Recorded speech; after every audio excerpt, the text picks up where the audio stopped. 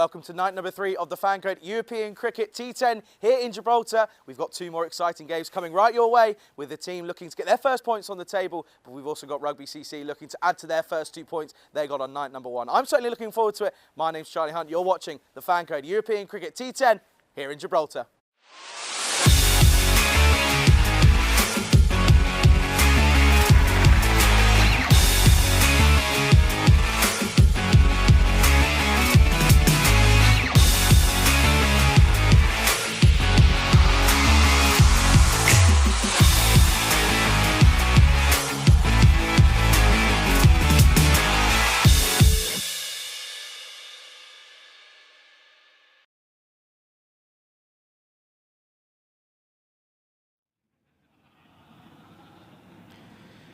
Good evening to everyone around the world. It certainly is a chilly evening here at the most southern point of Europe here in Gibraltar. And although that's what the drone shot looks like, I can tell you, due to the later start time, that it is getting very, very cold, and you'll be able to see in just a minute. This is exactly why I've got every form of layer on to keep me warm. But we can go ahead to the toss with tournament referee Stefan Gooch.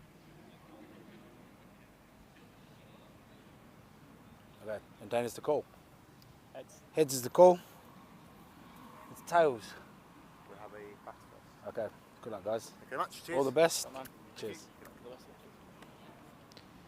So there we go, news from the toss then. Rugby CC taking on the Entertainers in match number 5 of the FanCode European Cricket T10 here in Gibraltar. Rugby CC skipper Ian Latin, he's going to go ahead and take the toss, and he's going to go ahead and make them bat first. And we can take a look at the lineups then for Rugby CC in Latin, of course, at the top. After a very well-made 90, not out off of 40, of course, with the likes of Zachary Simpson. He was going pretty well with the ball in hand.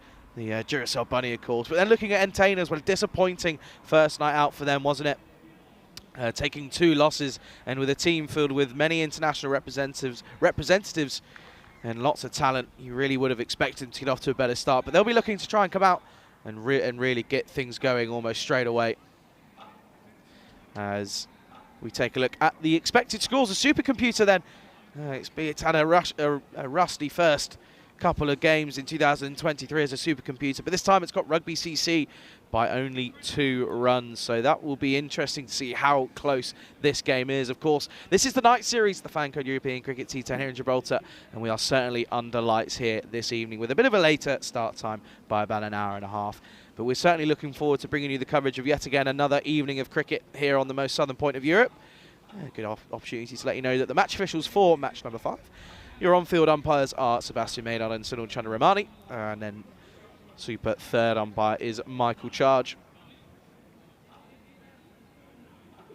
So the 2 openers for Rugby CC make their way out to the middle, and it's going to be a different look at the top of the order by the looks of things. Rugby CC getting obviously a victory in the first game, but falling to a pretty disappointing loss in the second game to Sloggers. So that's certainly going to be interesting to see these 2 line up. Rugby CC, of course, with 2 points. Entertainers yet to get their first points on the board. Very good evening to everyone tuning in around the world, whether it be on the ECN European Cricket Network YouTube channel or on FanCode in India. It is a very warm pleasure to bring the coverage to once more. My name's Charlie Hunt on the European Cricket Network. A very good evening to SCS, saying hi to the commentating team regards from home in Germany. Well, I'm sure you're going to be a little bit warmer than I am, because it's a very, very cold evening. Very good afternoon, good evening to Mike Seal as well, James Stewart, Chris Smith as well. It's a pleasure to have you alongside me as we look forward to a very exciting first match this evening. And you can just see, of course, that there's going to be Lee Sims is going to be taking the first over for Entertainer CC here in match number 5. And of course, no surprise, Miles Goodfellow, the skipper, taking the role of the wicketkeeper. It's always good to see everyone in the chat. Of course, go ahead, get involved in that live chat. It's just myself here on commentary duties this evening, and we'll be up until the 27th. That will be my last evening. And then you'll get Super Rico Full will be taking the air. As you can see there, umpire Sunil's getting a little bit chilly out there. He's wanting this to get going straight away. It's very, very cold out there. He's getting the jumps in. Might be a little bit chilly out there for old Sunil. We're just waiting for that clock to turn over towards the hour mark. The countdown comes down. As you can see there, Paddy Hatchman had an interesting time of it last time in the field. Took a couple good catches, but also put a few down. And it is going to be John Matthews will be facing the first delivery, as Lee Sims gets us underway for match number 5. And this will start with a wide in classic European cricket style. Lee Sims, of course, we've seen on the European Cricket Network before, playing for the Calpe Giants. This is short, bit of an outside edge. This will race away down towards the boundary. Looks as if that's Egan Dantis who will do the work. He does pretty well. They come back for the second. Well, I think he's gone. That is an excellent bit of work from Egan Dantis all the way out on the boundary. And it's an early moment of magic for the entertainers. And the first wicket falls. And it's 2 for 1 after the first legal delivery.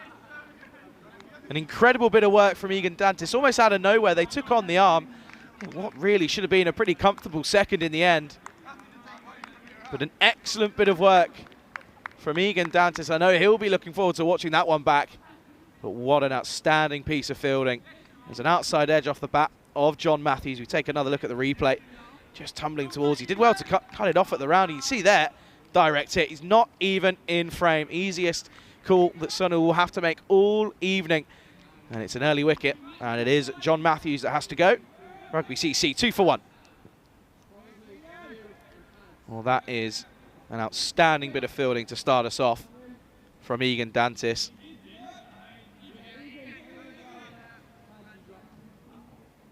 I know there'll be many players and club members from Costa del Sol that will be watching and tuning in to watch his fellow clubmen, and they'll certainly enjoy that one, that's for sure. But what a first bit of work in this first over on match number 5. New batsman Ian Lattin then, coming off the back of a well-made 90 not out. Skipper leading from the front. I'm going to be under a lot of pressure with another early wicket. That's always the issue in this power play, is keeping those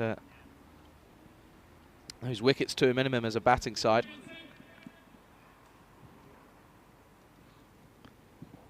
This is short. This will be slapped down the ground. Again, not really out of the middle of the bat. But it's still a single nonetheless. Ian Lattin off the mark on his second delivery.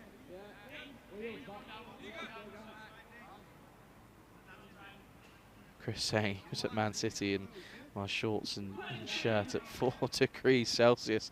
Well, that could definitely not be me. Not be me at all. Pyle, he's been elevated to the top of the order, given an opportunity. See if he's going to be able to cash in. Doesn't quite come off.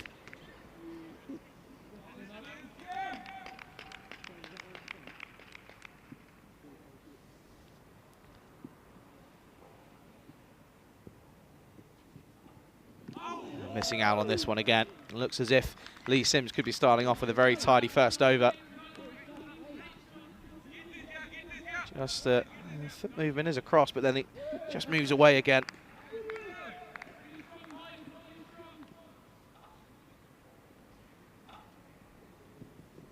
And this one moving in as well. Brilliant end to a very tidy over from Lee Sims.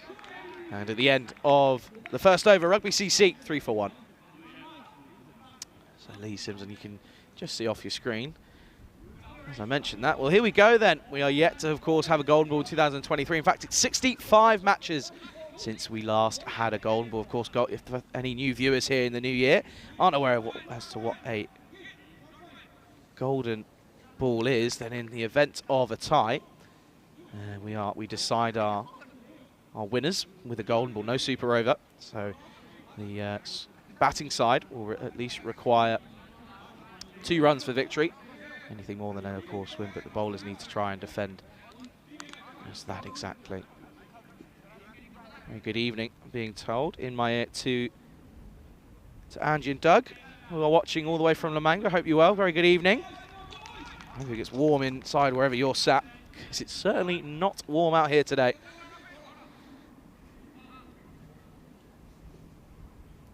Ian Lattin then on strikers. It's going to be the young Louis Bruce, who had Kenner and Esther in all heaps of trouble, but wasn't able to get the wicket in that second game yesterday evening, but he's got up against Ian Lattin.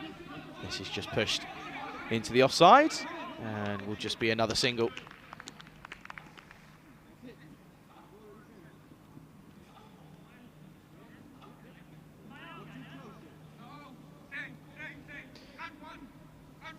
Always good to see that we've got some of the regulars in this evening for a bit of Sunday night cricket.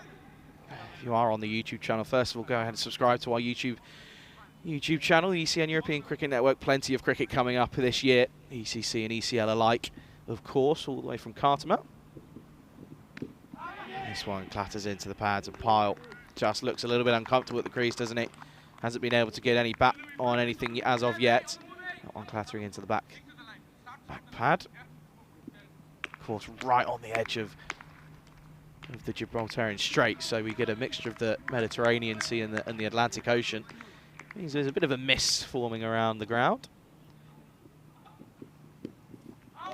And this one, bit of lateral movement, plays all round it, does Harry Pyle. Misses it entirely.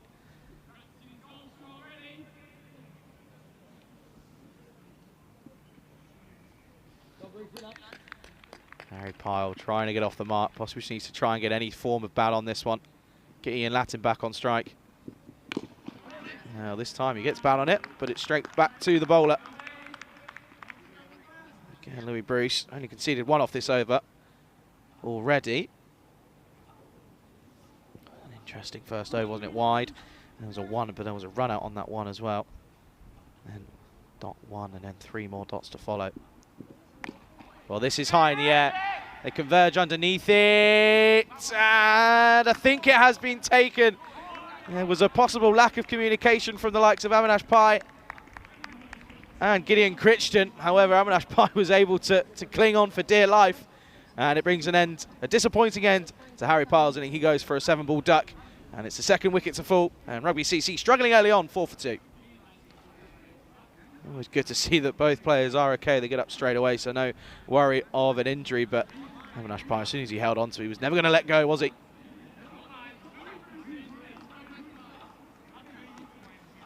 New batsman makes way out to the middle then. A lot of pressure on his shoulders, I imagine. As Dave Barley comes out to join Ian Latin, who really just needs a partner. Needs someone to stick around with him at this stage, losing 2 early wickets with only an over and a bit left of the power play. Really need to find a partner somewhere. Dave Barley then coming in at number 4. Another former representative of the Calpe Giants. Of course, now playing for Rugby CC in this tournament. Of course, only 4 teams participating, so all teams have got very large squad numbers and are able to switch and change whenever people are available. Final delivery then of Louis Bruce's first over, and he finishes with a peach of a delivery and a bit of a way nipper, and he will go for 1 for 1 off his first over. Rugby CC struggling, 4 for 2 after 2 overs gone. So there was a few questions from a couple of people in the chat asking who the teams are in this tournament. We've got 4, as I've just mentioned. Pirates sitting at the top. 2 wins from 2 yesterday evening against the Entertainers. Made it look pretty comfortable in the end. They just looked as if they were a class above the Entertainers. Rugby CC, obviously, we took 1 from 2 against Sloggers on Friday evening. They're up against the Entertainers now. And the man who took a very good catch just a few moments ago, Avinash Pai, is going to take the 3rd and final over of the power play for the Entertainers.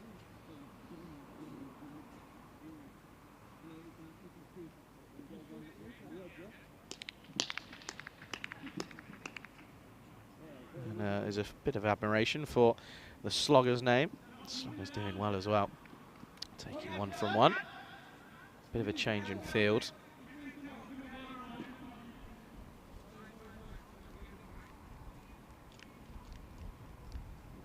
And you might be able to pick it up on the effects mic, but that wind is very strong, so much so that I think umpire Snell put another jacket on. Avinash Pai then, bit of spin into the attack. And will eventually be a very interesting dot ball. Got through the man at cover.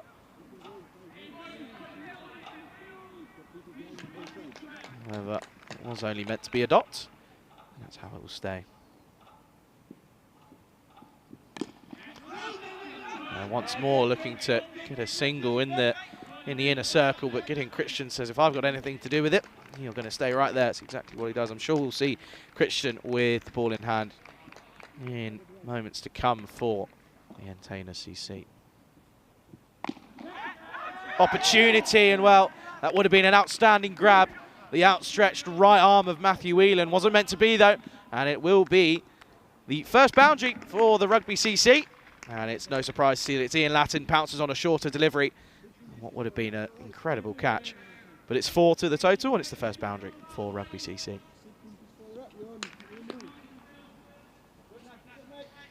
Big matchup. This Ian Latin against Avinash Pike, two genuine players for Gibraltar. That's a little bit unlucky, as it was Carlos Espinoza who took a bit of a slip trying to get round to cut that off at short third man. But he just lost his footing. We saw it a couple of times. I think it also was Carlos that lost his footing. Well, it's a bit of a shame if you're an Entertainers fan, but you do have to see the entertaining side of it. Always good to laugh at some situations. Got to find the funny side in life. Just played with a bit of a dead bat, turn around the corner. Whelan will eventually collect the ball.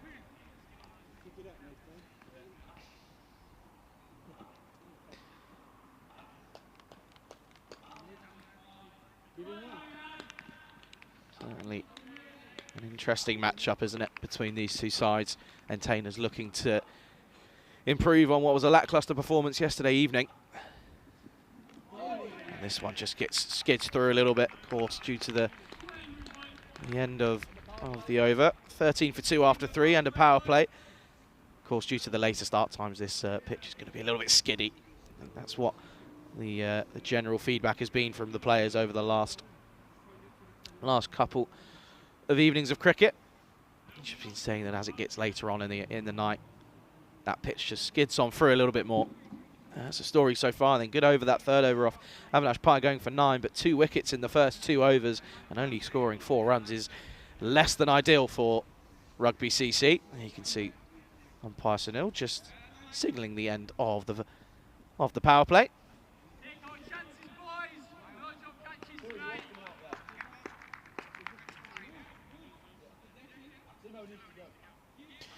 Would not surprise to see a few beanies being worn by Rugby CC. Of course, they were the ones that were advocates for the beanie in night number 1. Louis Bruce is going to take us out of the power play into the 4th over. Excellent delivery once more, and Latin just has to respectfully play that with the full face of the bat.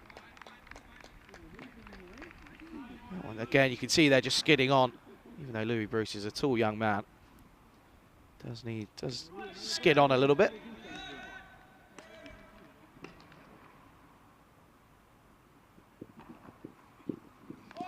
Wild swing from Latin, bit of a rush of blood, fuller delivery offered outside that offside, off stump, and he's obviously looking to penetrate the infield on that, the offside of Ian Latin. But yet to get anything away, really. Of course, that one boundary into that leg side. And again, Latin just not really looking like he's getting himself into the best of shapes to hit that sort of shot. A little bit all over the gap, gets stuck. Yorkers himself more than anything. You can see now Barley just having a few words. Of course, you have to expect to see a few different players here and there throughout this tournament for all 4 teams, really, because large squad numbers mean they can rotate whenever they please and wish. This is a nice shot. There should just be one, though. Paddy Hatchman.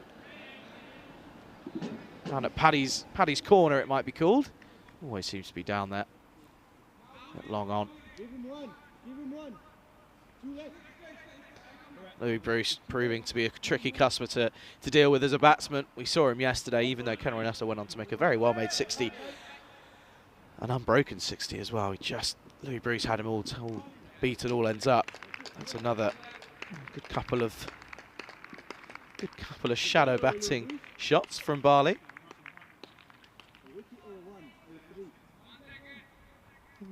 So good. We'll take a look at the good couple of Couple of swings. He's just saying, that's what I was trying to do. That's where it was trying to go. Just missed out. This time, full face of the bat. Just pushed into that offside. And good running. Means they just come through for a single. And again, another very tidy over with just 2 off. It means Louis Bruce finishes with excellent figures with 1 for 3 after his 2 overs. And after 4 overs gone, Rugby CC struggling, 15 for 2. Much better start this from Entertainers, getting those 2 early wickets. That moment of brilliance from Egan Dantis. And then that good catch off the bowling of Louis Bruce for Harry Pyle. He went for a 7-ball duck. And then Ian Latin, well, he's coming at number 3. And he's just not looked as confident and within himself, really. He's almost looking a little bit conservative. Rightly so, I guess. He probably knows there's a lot of pressure on him as a batsman, but he still needs to play with freedom, and he's just not really been able to do so with wickets tumbling around him. Will be Lee Sims. Bowled the first over. He's going to come back for his second here in the 5th.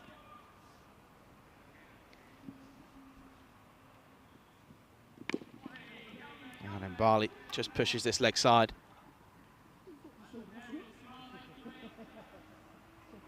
Just for another 1 run to that total.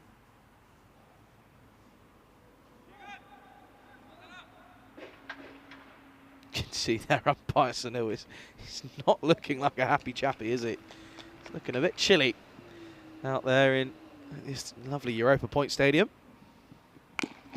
This is short, and he's pulled this early. Avinash Pai is the man up down at deep mid-wicket. Just be a single. And once more, Ian Latin. Of course, that first innings went for very well made 90, but he struggled a lot in the second innings. Couldn't really get anything off the middle of the bat. And it looks as if he's got a similar case of that as well. Well, there he is. He's looking a little bit cold, is old Sunil. Got another jacket on as well. This is a nice shot, just pushed on the offside. They're taking on the arm. Again, another direct hit. Would have been close. It's a nice shot. Just weights it nice, plays it nicely under his eyes, under his nose. Very close. Look at that. I think he would have made his ground though. But the Entertainers, they certainly seem up for this. See if they've pulled their expectation of themselves back.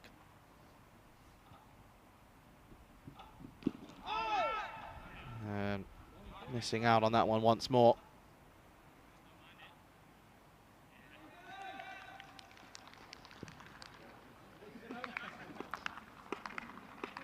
Martinez just struggling here, isn't he?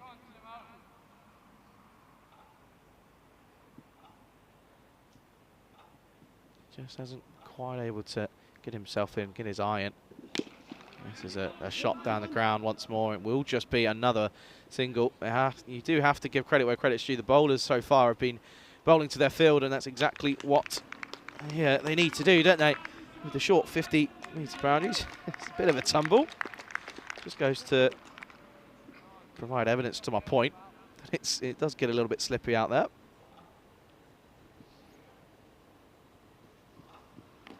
This is short, leg side. This will be 4. Lovely shot.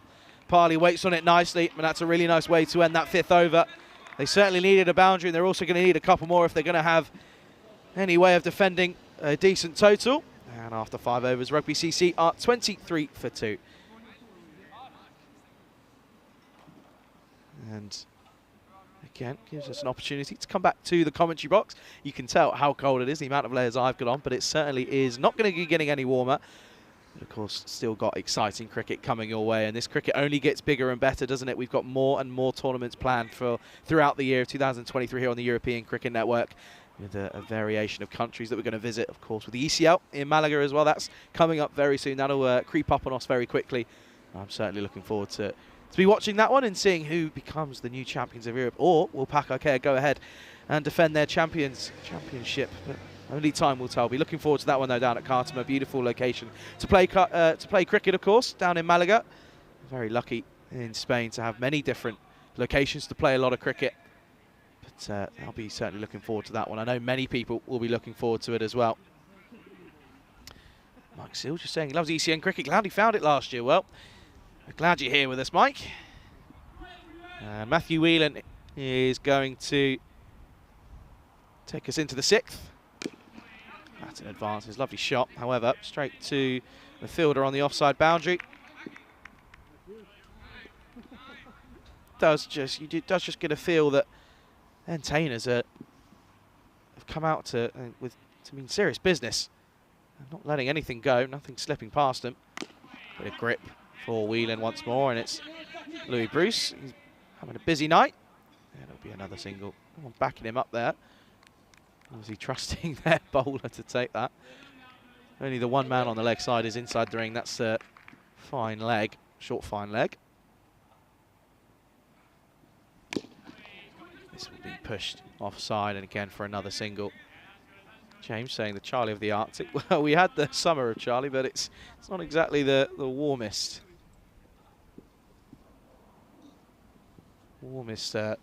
situation to find yourself in. This one just missing out. Barley getting this one all wrong. Just plays around it entirely. Again, possibly just struggling really with that pitch, the skiddiness, especially with the dew over it at the moment. Another excellent delivery from Whelan, putting it in the tricky spot for batsmen to negotiate. And no one seems to really be able to provide a suitable answer for Rugby CC up at the moment.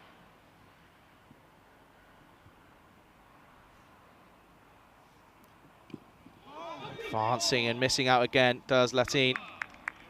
And it's an excellent over again.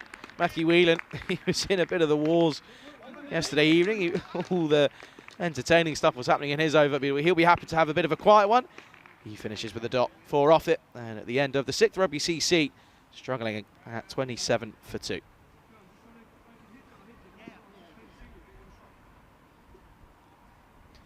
That's the story then. Avinash Pai, the most expensive, going for 9 in his for only over. But Louis Bruce, once more, is really proving to be a force to be reckoned with in cricket here in Gibraltar. Going for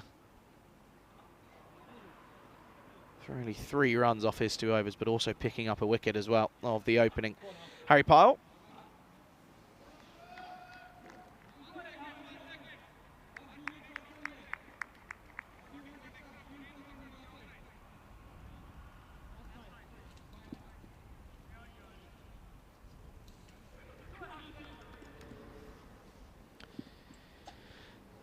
Change of bowling then, and Singh into the attack.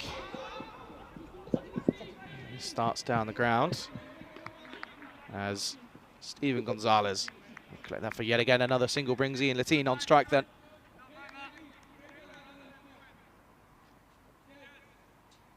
Good evening to Richard, to Mike as well, to Luke Belgium in the chat as well. Very good evening to all of you. Hope you're enjoying from the comfort of wherever you're watching from.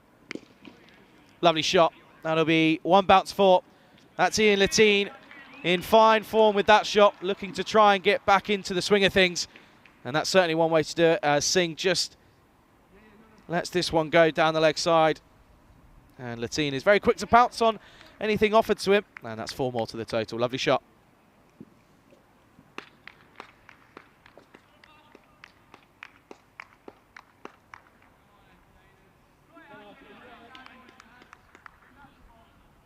Okay, looking on then. This time, go leg side, and it's another boundary on the offside. And it's back-to-back boundaries. It's certainly going to need a few more of them, Rugby CC, if they're going to set a decent total. But this will certainly help. Lovely shot once more. Rises with the bounce. Keeps on the top of it, and it's a very nice shot. Ian Latin moves on to 24.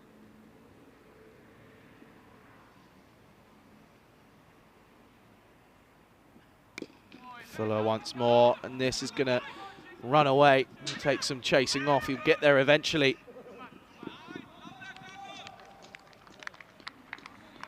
And again, they'll come through for another 2 runs. This has been a good over for Rugby CC. Already 11 off it.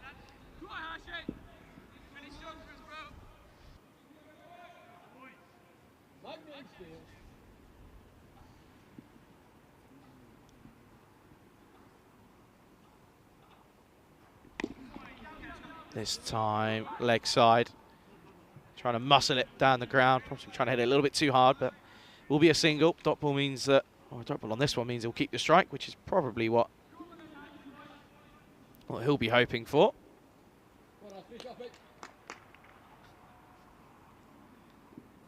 Always good to see a few of the usuals tuning in this evening for some Sunday night cricket.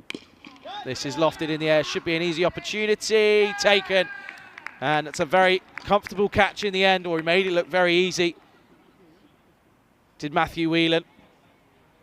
And he sort of had to adjust himself as he looked as if he might have given himself a bit of too much time, but he had to get there in the end, and he took it comfortable. Down to hit low to his right. Good catch though, and the outgoing batsman of Dave Barley has to go for 10. Third wicket falls Rugby CC, 39 for 3.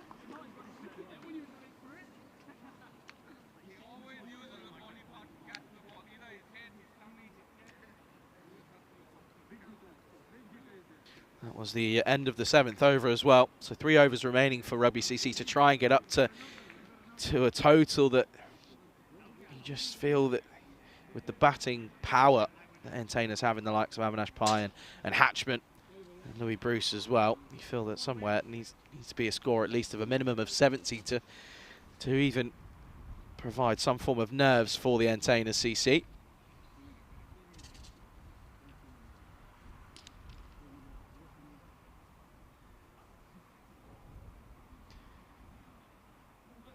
So, Whelan, he's getting rewarded with another over after taking a nice catch. He's got Ian Latine in his sights. He's on 27 after a couple of nice boundaries. He'll be hoping he can add to it. This is in the air on the offside. Should just be one and will be. Louis Bruce. Nicola Advani then. He's going to face his first delivery.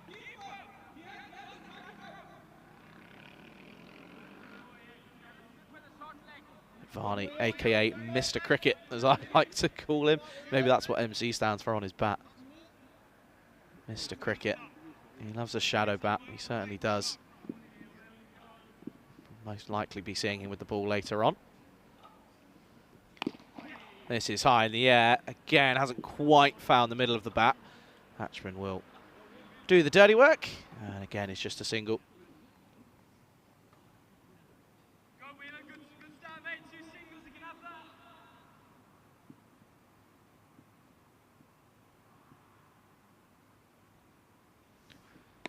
Comes down the track again, just skewed really up in the air as Pai isn't able to collect it on the full, so he lets it take one bounce and safely collects it for another 1 to the total. And yet again, Latine just trying possibly a little bit too hard to find in the middle of the bat. Varney then, wild swing. Good take from Goodfellow again. See there, anything up to the stumps, and there's running the risk of a stumping. Mr. Cricket was a little bit disappointed with that one. That one will be signalled wide. You know, just pushing it a little bit, trying to make something happen. You don't mind that as a skipper if your bowler's trying to make something happen.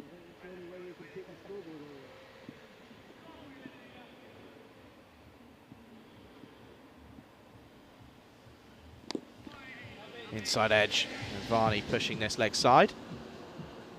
Brings Latine back on strike then, 29 off 24. We've seen it happen a couple of times with the batsmen here in Gibraltar early on in this tournament. A couple of them just struggling to get things away. Avinash Pai comes to mind, and Zimad as well. Well, that's 6. That is huge. That is out of the ground. 6 runs. Incredible shot. And Latine trying to take the attack and trying to get his team to a point where they feel comfortable. But that will certainly help proceedings. Lovely shot. Adds 6 to the total. Doesn't really get much better than that. Couple steps down the track and then gets down on one knee. Lovely way to end the over. 8 overs gone. 50 for 3 on the board for Rugby CC.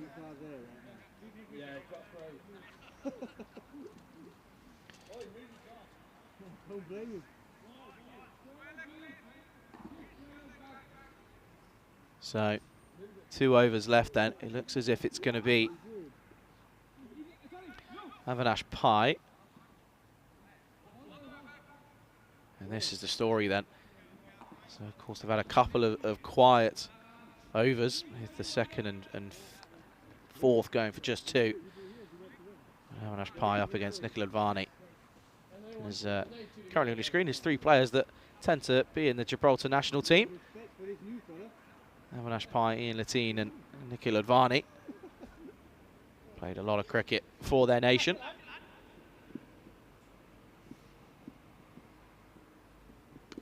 And he's got him. Avinash Pai, this one slides on through, goes on with the arm. And he gets the wicket of Mr. Cricket himself, Nikhil Advani. He has to go for just 2. Rugby CC lose their 4th wicket. 50 runs on the board. Take another look then. This one just going on with the arm. Doesn't spin a lot. Pushed through possibly a little bit quicker. You can just see how low it stays. It hits the stumps halfway up. And Advani with a wild swipe means he has to make the long walk back. Good delivery though from Avinash Pai. Stoney down. Park CC just asking, what's the ECS schedule for 2023? The confirmation we have at the moment is we go to Malta in a couple of weeks' time. And then after that, I believe is Khartoum for the ECL. And after that, we're still waiting to confirm a few things. But when we know, we will certainly obviously be posting that information on our website, ecn.cricket, or on our social media channels, ECN, on a lot of the likes of Instagram and Twitter and Facebook and everything else you can think of. We're on there. New batsman is going to be Steve McEwen, making his debut on the European Cricket Network.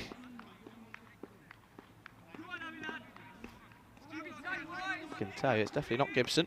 It is Steve McEwen. And he's taken on Avinash Pai, who's just picked up his 1st wicket of the match.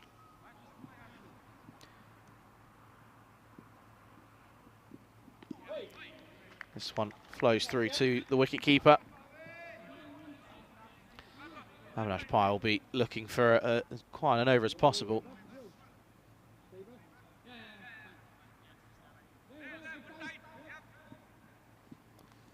Always making sure he has his fielders in the right position. This is hit nicely.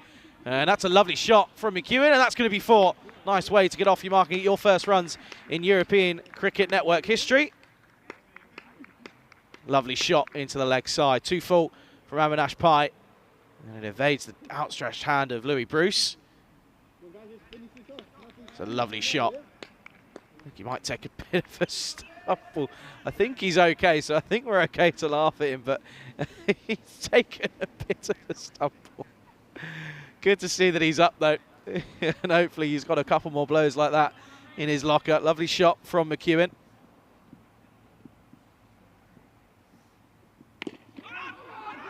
Pushed into the offside. And Ian Latine was looking for it. He wanted the single.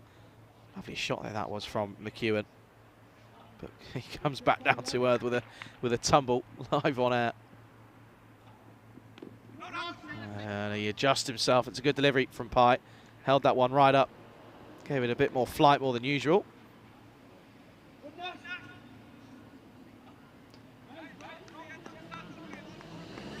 Moderator's falling asleep. Someone's put more than 5 emojis in the chat. Well, well, well. Normally spot on are all the moderators. But they've missed one. They've missed one. Normally doing pretty well, though. Wild swipe across the line. McEwen, though, he wasn't really looking for a single. Wanted to keep Latine on strike. And an interesting over comes to an end at the end of the night. 54 for 4. So McEwen, after a nice flourish, nice boundary. It's a wicket dot for dot dot dot.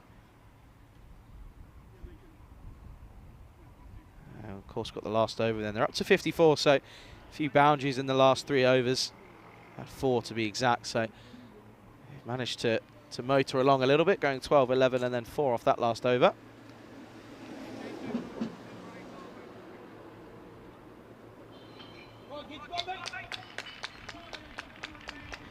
And it looks as if it's going to be...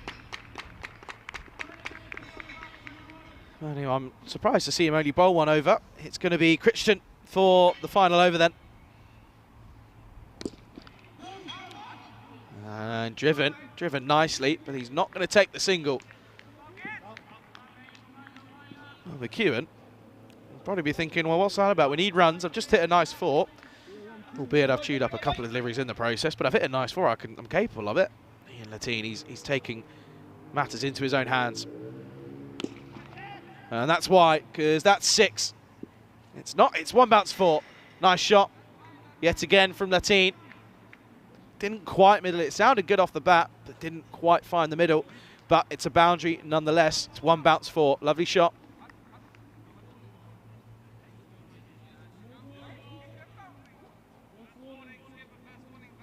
And that is going from bad to worse. No ball called for height, so free ball, free hit then for Latine. And you can see he has a little bit of a smile back to good fellow, the wicket keeper. Free hit then. Latine on 39. He'll be eyeing up his half century as well. That's 6. That is a lovely shot. Once more powerful, destructing baton in the death of the final over of the first innings, and it's Ian Latine leading from the front. Beautiful connection off the bat, and that is a lovely shot. 6 more maximum here in Gibraltar. Turns it round the corner nicely, and he gets and executes it to perfection. So the free hit, that is very damaging. A 4 and a no ball, then that free hit goes for 6. So this over already gone for 11 with only 2 balls. 2 legal deliveries have been bowled. Ian Latine looking like he's going to cash in. Down the ground this time does take the single.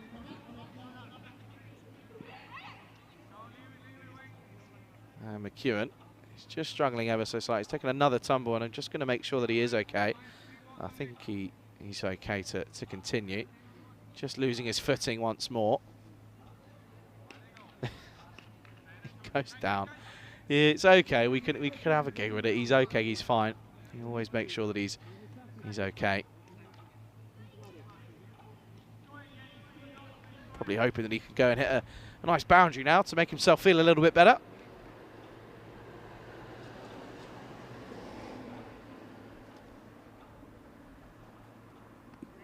Gets a big swing, and if the entertainers can keep McEwen on strike, they'll be pretty happy. Any time that Latine doesn't face a delivery is a delivery saved. Latine, you have a feeling will be running no matter what. Well, he's not going to.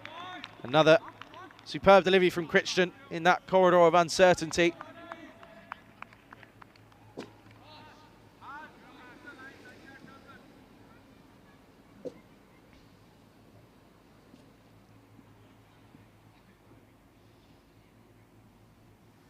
Final delivery, and it's a dot ball. That is a super over from Crichton, only conceding 12 off the final over is a win in the eyes of the entertainers. They'll feel that they've managed to keep the Rugby CC team down to a minimum, finishing on 66 for 4 after their 10 overs.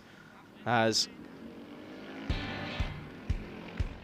they set 67 for victory in match number 5. Entertainers, they'll be hoping that they can go ahead and chase it down. Let's take a look at the highlights then of the first innings of match number 5. Well, this was on the first legal delivery. Went through for a single, came back for the second, and got it all wrong, didn't he, in the end, did John Matthews? But it was an excellent bit of work from Egan Dantis. That was another good catch, though. Avinash Pine, a real surprise to see him getting involved. But Ian Latine struggled early on, didn't he? Just couldn't really find the middle of the bat.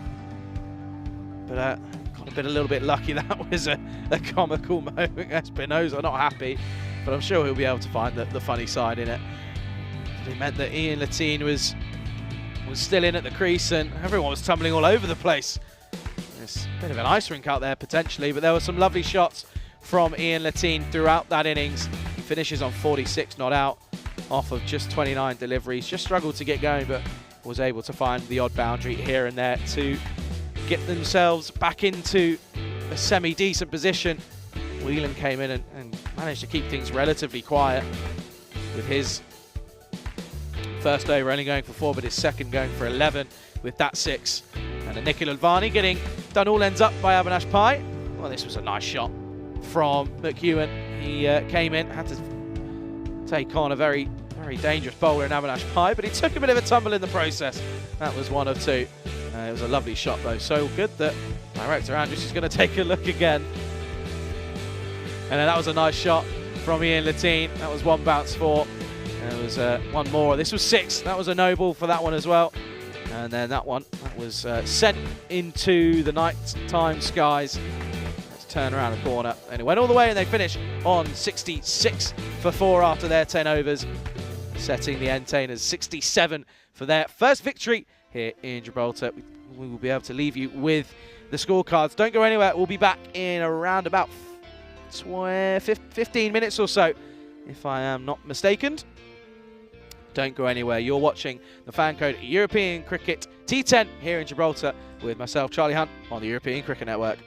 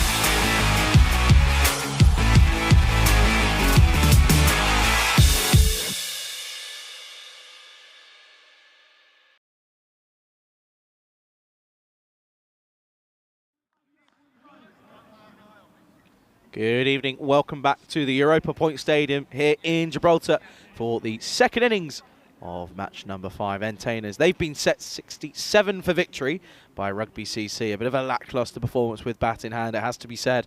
We've seen some scores in the hundreds, in the 100 and 120 region already this tournament, so a bit of a below par total from Rugby CC, of course, in Latin, scoring 46 of those 66 runs, so if it wasn't for Latine, it could have been a completely different story. But Paddy Hatchman, he's going to be taking the first ball for the Entertainers, and it looks like it's going to be Mohamed Roshan for Rugby CC. He's going to bowl the first delivery.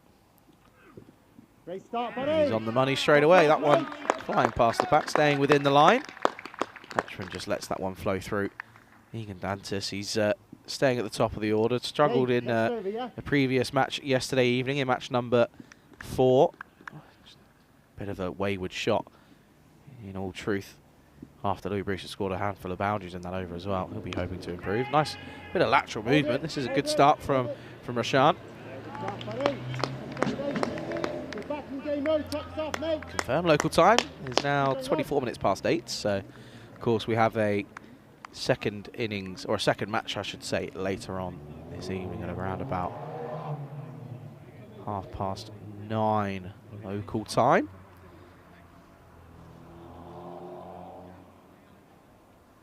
Yeah, we have the later times a few times throughout this tournament, so do keep an eye out on our website. Egan Dantis, then he's going to be hoping to improve on a bit of a lacklustre performance with the bat yesterday.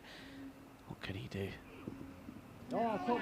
Superb delivery from Mohamed Roshan. Great delivery, Roshan. Yeah, good amount of movement away from the batsman. This one looks as if it's going right on the money. It swings away. Good delivery, good start. Top work, buddy.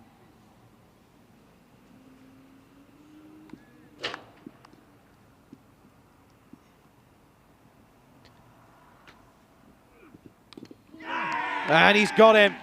Well, Egan Dantis playing at a delivery that he really didn't have to. It was a nothing shot. Just dabbed and dangled his bat outside the off stump. And Rashan gets his first wicket. And it's a big wicket of Egan Dantis. He has to go for no score. And Entertainers are 1 for none. Correction there, obviously 1 for 1 then, so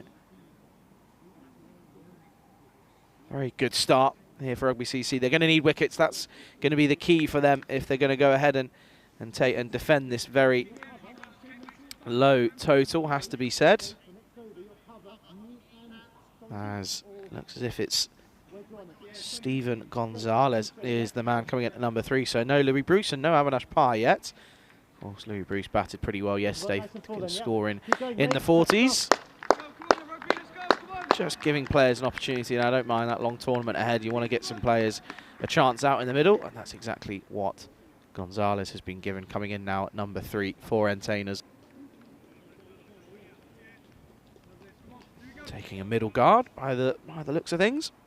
Very good evening, though, to everyone tuning in all over the globe, whether it be on the FanCode in India or on the European Cricket Network YouTube channel.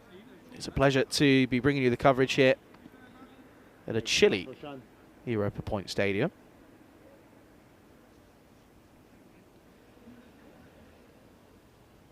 Of course, these two teams will go at it again in match number 6.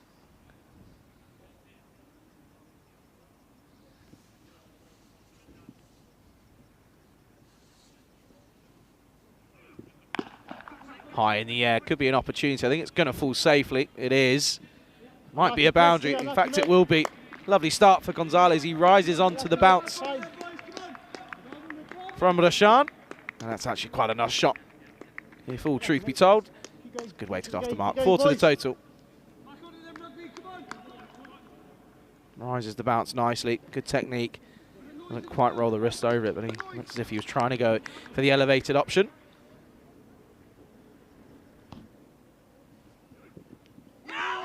That's taken a nick or something on the way through.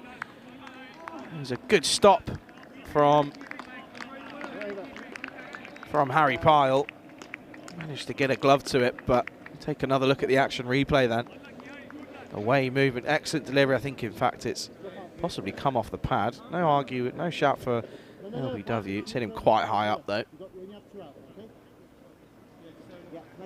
But an excellent start, though, from Roshan. Certainly wasn't bat. And that's an end to a very tidy over. And at the end of the first over, Entertainers are 6 for 1. 65 matches then without a golden ball. We haven't had one yet in 2023. How long are we going to have to wait? Because we had that monster of a waiting period last year with a 405 match gap. Of course, it was myself who called the game to break it between. Of course, it was the Lisbon Capitals who took a victory in that golden ball game. But in fact, that was their only victory in that night series in Portugal. That was their single victory when it came from way of golden ball. They also lost a golden ball in that tournament as well. As it's going to be Dave Barley to take the second over. On the money straight away, nice and full. From the off spinner.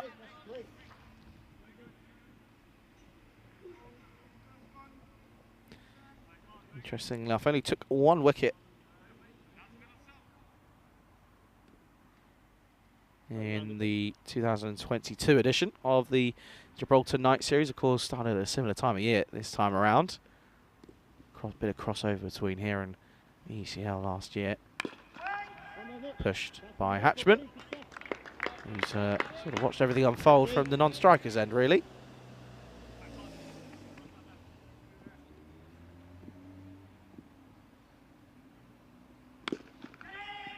And this one, offside, is watched carefully by Thomas Ramagi, and again, filled it pretty well in the end, and it's just another 1 to the total. Like Sil saying he remembers last year's. Oh, this is a good shout. Umpire turns it down. And again, right on the money from the start of the over is Barley. A bit of drift in the air, and it's a close one. Umpire says no. Gets this one all wrong. Harry Pyle eventually manages to get something on it, stops it from flowing through.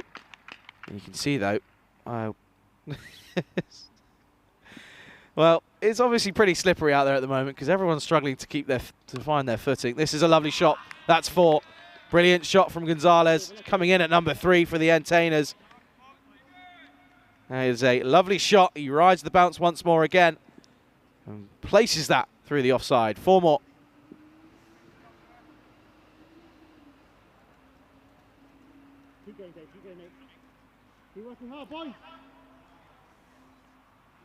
Excellent start from Gonzalez. He's raced into double figures already, 10 off 5. And already this total is looking pretty small. Just meets this with full face of the bat. And it's a dot ball to finish. 7 comes off it. Entertainers 13 for 1 after 2. Luke saying he had his finger up. Well, let's have a look at what the table is telling us at the moment. Pirates ahead, taking 2 from 2 yesterday. Of course, Entertainers are on the losing end of that double header. Sloggers, of course, took 1 from 1 against Rugby CC. Rugby CC with a victory here would go level on points. However, they've got a lot of work to do if they're going to go ahead and do so. Only defending a target of 67.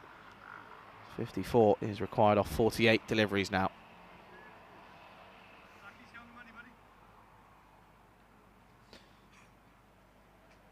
Gonzalez as well is making his debut on the European Cricket Network. Hatchman on strike then. Rashan, if he's got anything to say, he's saying, well, I'm going to try and keep this down to a minimum. He's got the snood out because it's definitely cold. He's keeping it on the money though.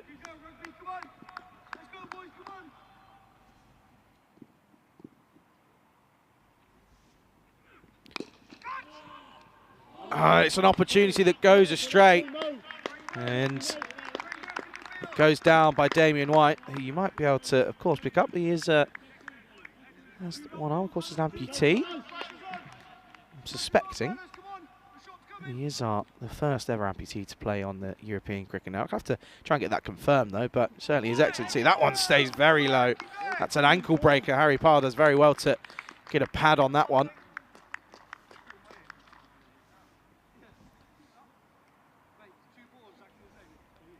That one stays very low. Hatchman just sort of watches that one fly past and go, well, I'm just glad it's not gone onto the stumps.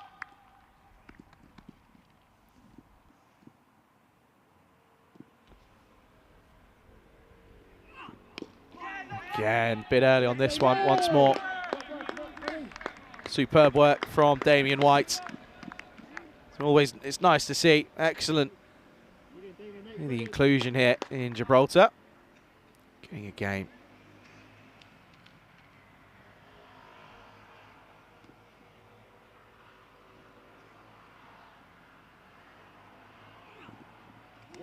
Wild swing once more from Gonzalez. He's really trying to take the attack to the bowlers, and Roshani's just keeping on a really good line and length.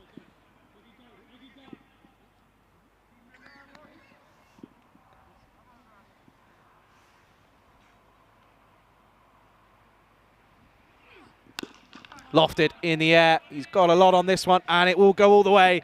Excellent shot once more from Gonzalez.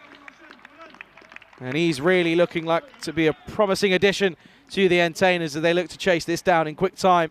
It's a lovely shot, 6 more.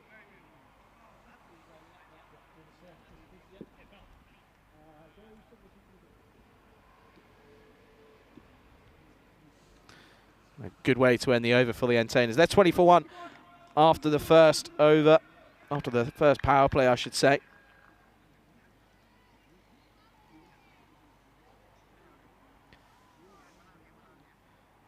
Take a look then. 6-7-7, of course, that wicket falling in that first over.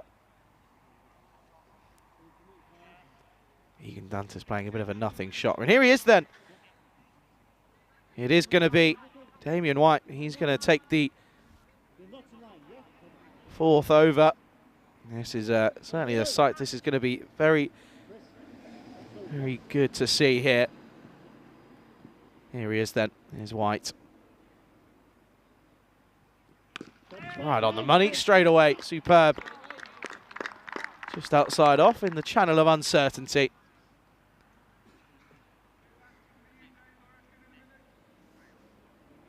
Looking very confident in the way he's going about his business. Here's White.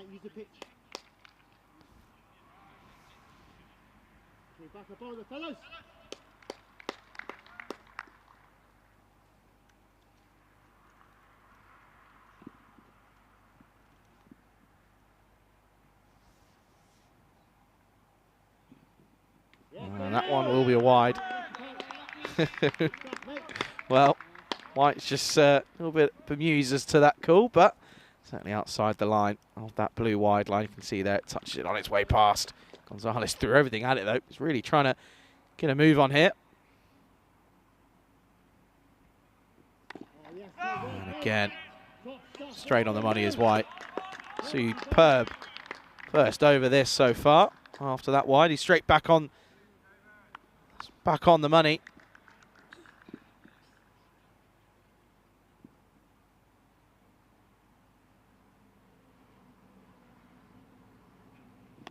Oh, that one.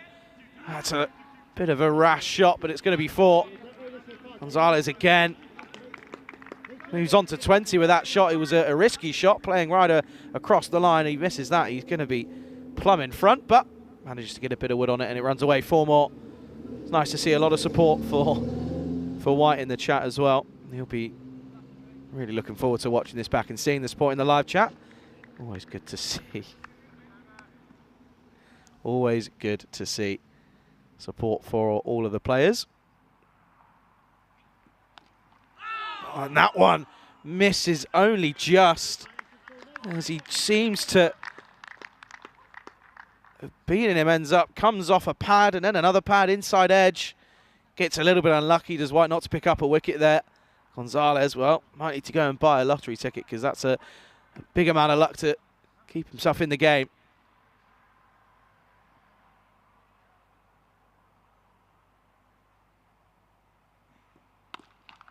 gets bad on this one. Could have left that possibly for a wide, but it will just be one. This has been a tidy over so far. One delivery left, though, from Damien White. Gonzalez moves on to 21. And this total is already running the risk of coming below 6 runs and over. So it's at 6.5 at the moment. This is hit well, but almost too well. But it brings an end to a very tidy over from Mr. Damien White, who only goes for 7 at the end of the 4th. And Taylor's 27 for 1. So this is a story then. Egan Dantis going for a 2-ball duck once more. He will be disappointed. Of course, got that incredible first legal delivery run out of the innings in that first innings.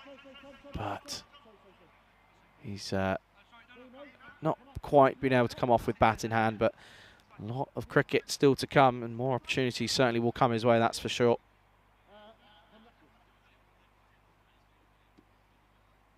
It's been a joy to call that last over. It's been a pleasure to see what we've just seen here on the European Cricket Network. It just sets the tone for what is going to be an entertaining and exciting year of cricket in 2023. And cricket really is a game for everyone. It's a pleasure to see. Anyway, here's Christopher Gomila. And this is pushed into the leg side. And collected, and White looked as if he was hanging on to his hamstring there. Doesn't want to pull anything, because I reckon he might get another over after that promising first one.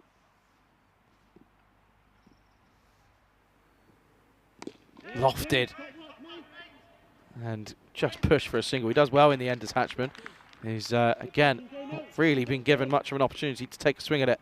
5 off of 11 now for Paddy Hatchman. It's a power stance from Gomila. And that's another good shot. Had to correct himself. He looked as if he was going to try and take it on. You can see White there. He's just struggling on that leg. He just needs to be careful. Doesn't want to pull anything. It would not surprise me to see him have another over.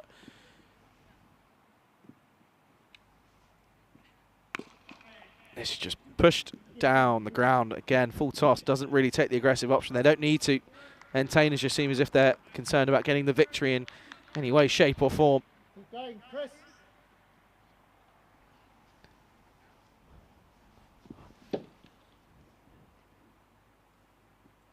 This time wider, and again Gonzalez just struggles when it's a little bit slower and back of a length outside off. Just almost has too much time and gets himself into a bit of a pickle. Last delivery then of the 5th.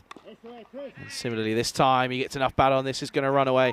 The chase is on for the Duracell Bunny, and he's not going to have done it. That's going to be 4. Course was over the boundary line when he touched it. It was a last ditch attempt, but the Duracell Bunny can't cut it off. And Gonzalez finishes the over with a boundary. Gets a bit of football in there, but of course wasn't enough, and that means that the Entertainers 35 for 1 after 5 overs.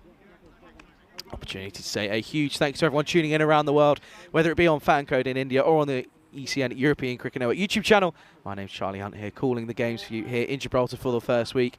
And well, just goes to show that cricket really is a game for everyone, and that's what we're all about here on the European Cricket Network, growing the game in Europe, providing opportunities for those that may not normally get it to really play in front of a large audience. And that's exactly what's happened here. And you know, Damien White, who I'm just looking over, doesn't look like he's going to get another over now, but after that first over, you really would expect to see him back on, because he only went for 7, managed to keep things relatively quiet. But at this time, we're going to have someone else. It is going to be John Matthews then. And this is just pushed down for a single.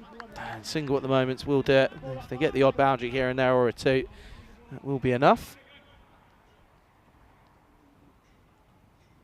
So what's the score, sorry? And Matthews then.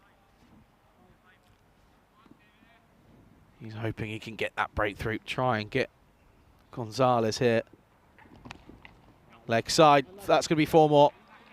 Picks it up nicely. He's very early to pounce on anything that's offered to him when they stray too far down that leg side, too fine. That's exactly what he does there. Turns it around the corner. Brilliant shot, 4 more. Gonzalez is saying, well, if I've got anything to say about it, let's get this done as quickly as possible. Entertainers are, of course, going to need to be thinking about net run rate because that could come into effect later on in the tournament. But they will just be hoping they can get a victory. This is a no ball for height, and it will be Hatchman who will collect it. So Hatchman will face. That certainly one was called a no ball, and rightly so. People just asking where's Vinny. Vinny is not here at the moment. My name's Charlie Hunt, and this is going to be a free hit then. Hatchman tries to get a bit on this one. It doesn't quite get enough on it, and it's not a costly one. Should just be a single. Yeah, Vinny will be back at some point. I'll be away from the 27th. Rico will take over. He'll be here for a week, and then Joe will be taking the airwaves. He was here last year. I know many are looking forward to hearing him back on the airwaves. Gonzalez gets an inside edge onto the pads. It's been a pretty tidy over though from Matthews up till this point.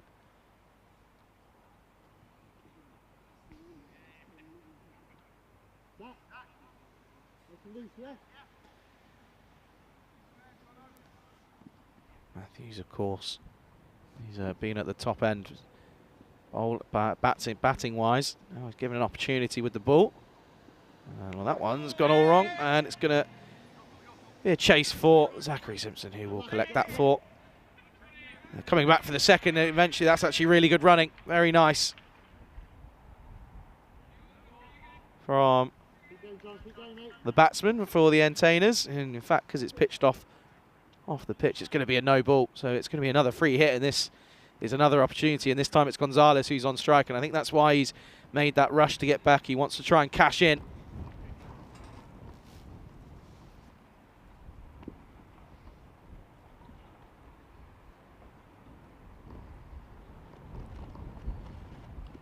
And he misses out. Excellent comeback from Matthews. Does well. Ensures that it stays down to a minimum. That was a really good delivery for a free hit.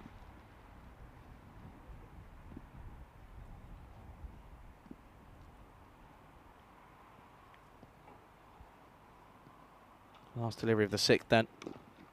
Again, just trying to overhit it possibly as Gonzalez trying to get on with things. Doesn't need to.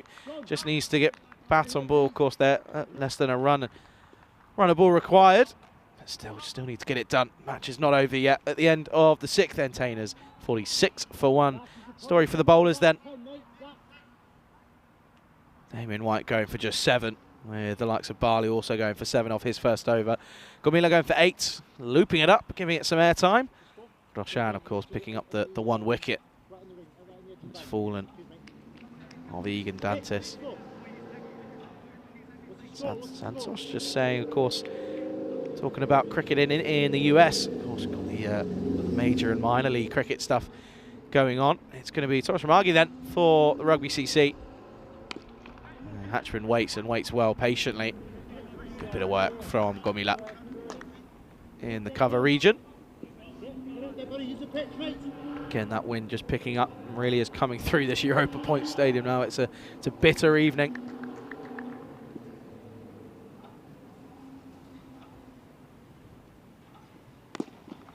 Pushed. Should just be another single, and is by Steven Gonzalez. Hatchman's just going along at his own pace. 9 off of 15 for him at the moment.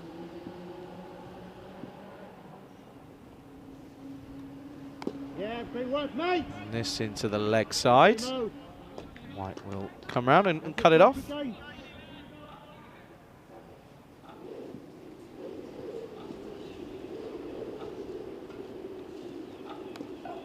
And again, given a lot of airtime.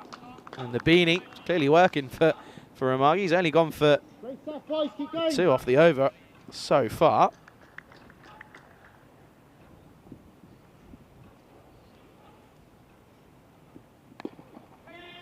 Push leg side. This time they will take on the single, and Damien White, he had a shot at the stumps. He was well within his right to do so. They need a wicket. It doesn't cost them any extras either, so it will just be a single.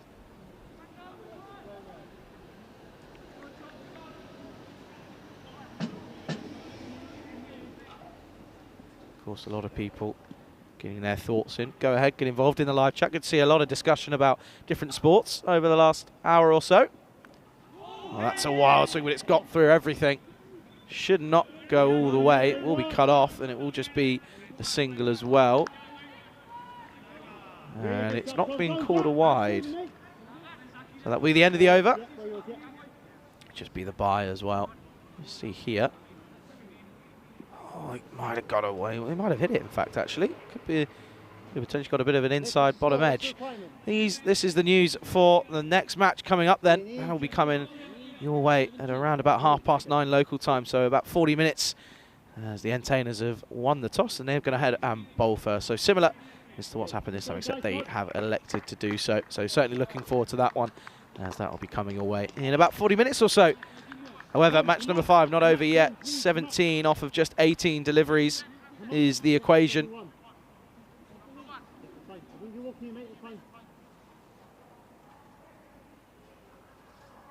17 off 18 then, and it's going to be the Duracell bunny. Zachary Simpson is going to take us into this over then. And pushed once more by Gonzalez. It was an early call of no. It's a misfield from Gamilla, and it's another single, and trying to take this his total to the last over. That's not what you want to see for Rugby CC.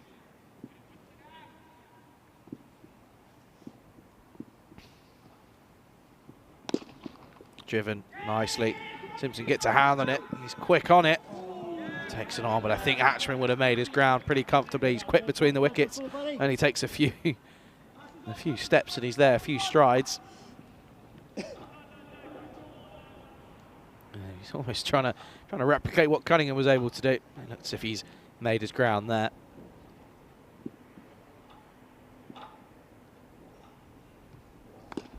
He's pushed into the offside. Camilla again. He's a bit of a ball magnet at the moment. He can't get away from it. He's following and chasing him wherever he goes. I guess time he gets down and keeps it to yet again just another single.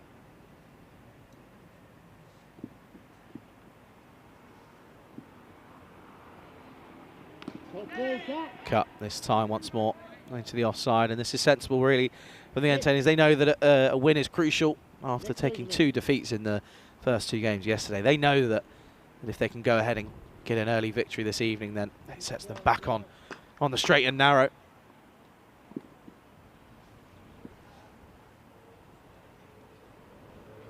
And again, this just leaves this one. Doesn't get the wide. I think that was rightly so as well. Looks as if it was well within the line. So it's just a dot ball. Rare leave though. That doesn't lead to an extra. Shouldn't be too costly though in the larger context of the game. Swept well. Not sure if he's going to get a boundary for it. Nicola Advani will come round, and they'll come back comfortably for the second. Good work though out in the deep. And that's the end of, again, another tidy over. Still just keeping themselves in it with a whisker. It's got a toe in the door, but it's a very, very small toe. 13 required off of the last 2 overs then. And at the end of that over, Taylor's a 56 for 1.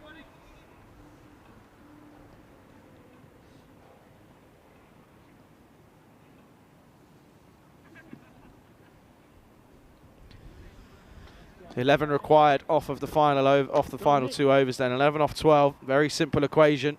No silly shots really required. Nicola Advani though, he can pick up a wicket. Mr. Cricket. High in the air. Going to fall safely. Just not going rugby's way. James saying he thinks the entertainer is making. Keep going, Nick, keep going.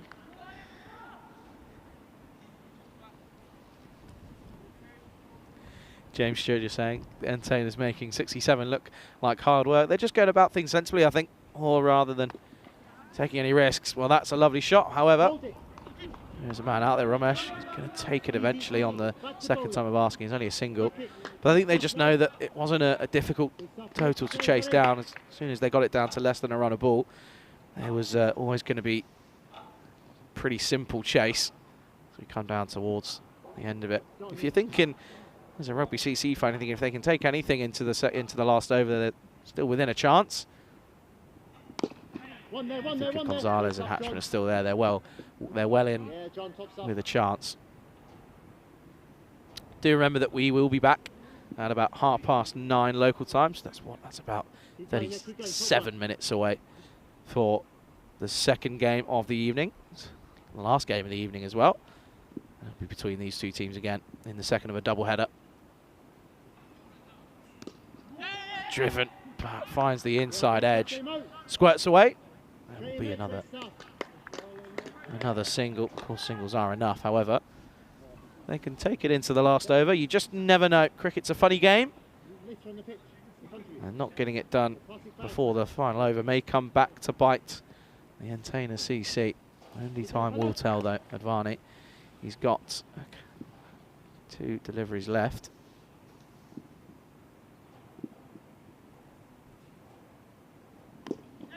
Again, just a single leg side. White will cut it off.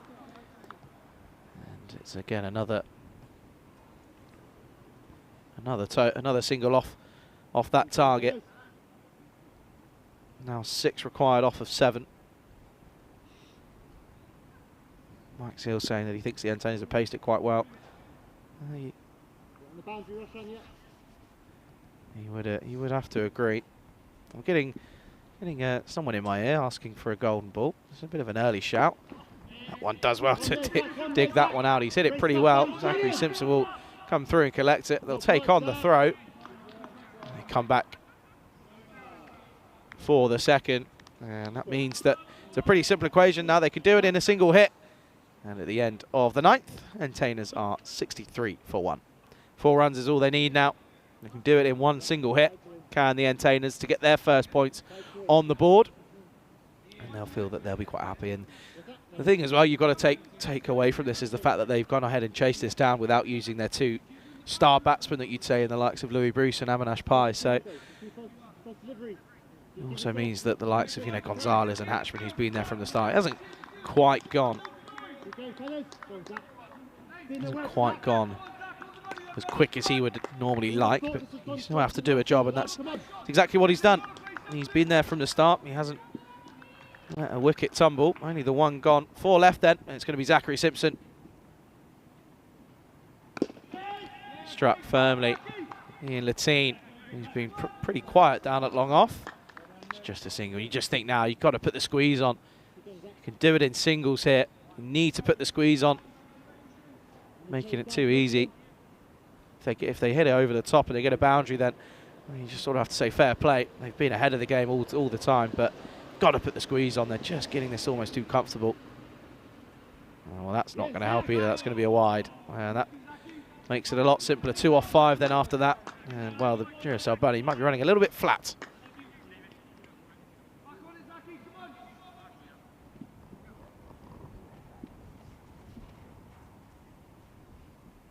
Oh, dear. That Duracell Bunny could be flat. It's another wide, and the scores are now tied.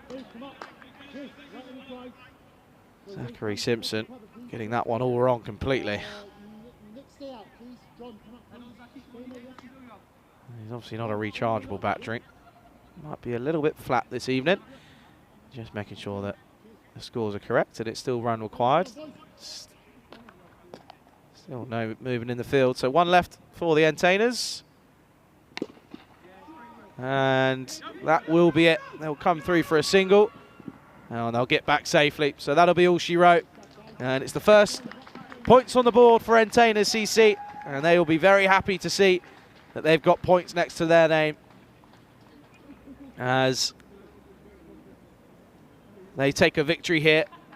They are your winners of match number 5 by 9 wickets in the end. Made it look pretty comfortable, really. Didn't look to be in much trouble. Of course, they lost Egan Dantes pretty early on. However, Gonzalez came in at number 3 and just steadied the ship. And he finishes with a very well-made 43 not out off of just 32 deliveries. And, of course, these 2 teams will be at it again. But there were positives to take for both teams out of this.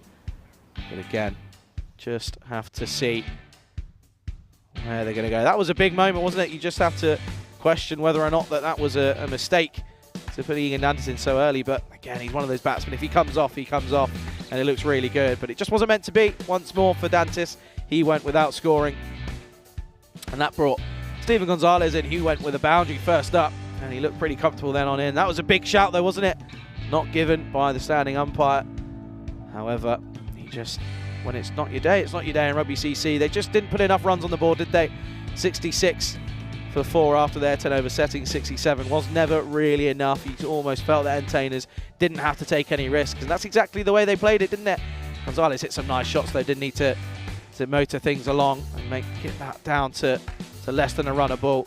There was another close moment, but how about that? That's going to be a moment to remember so early on in 2023. Damien White bowling and bowled pretty well as well for his 1 over, going for just 7. I also thought that Mohammad Rashan at the top, taking that first over for Rugby CC, was really good. He finishes with figures of 1 for 13 off of his 2 overs. Dave Barley bowled pretty well as well, just for 7, but it was just a story of not having enough runs on the board. And we can take a look. Confirmation then that Entertainers are your winners here of match number 5, beating Rugby CC by 9 wickets. Don't go anywhere though, or if you do, make sure you come back at past, or wherever it is, wherever you are, because at 9:30 local time we'll be back as Rugby CC take on Entertainers once more. Obviously Zachary Simpson bowling that final 2 deliveries to see the end of the game. We'll be back in around about 25 minutes then, as Rugby CC, they'll be taking on Entertainers once again. Do remember to come back. My name's been Charlie Hunt. You're watching the FanCode European Cricket T10 here in Gibraltar.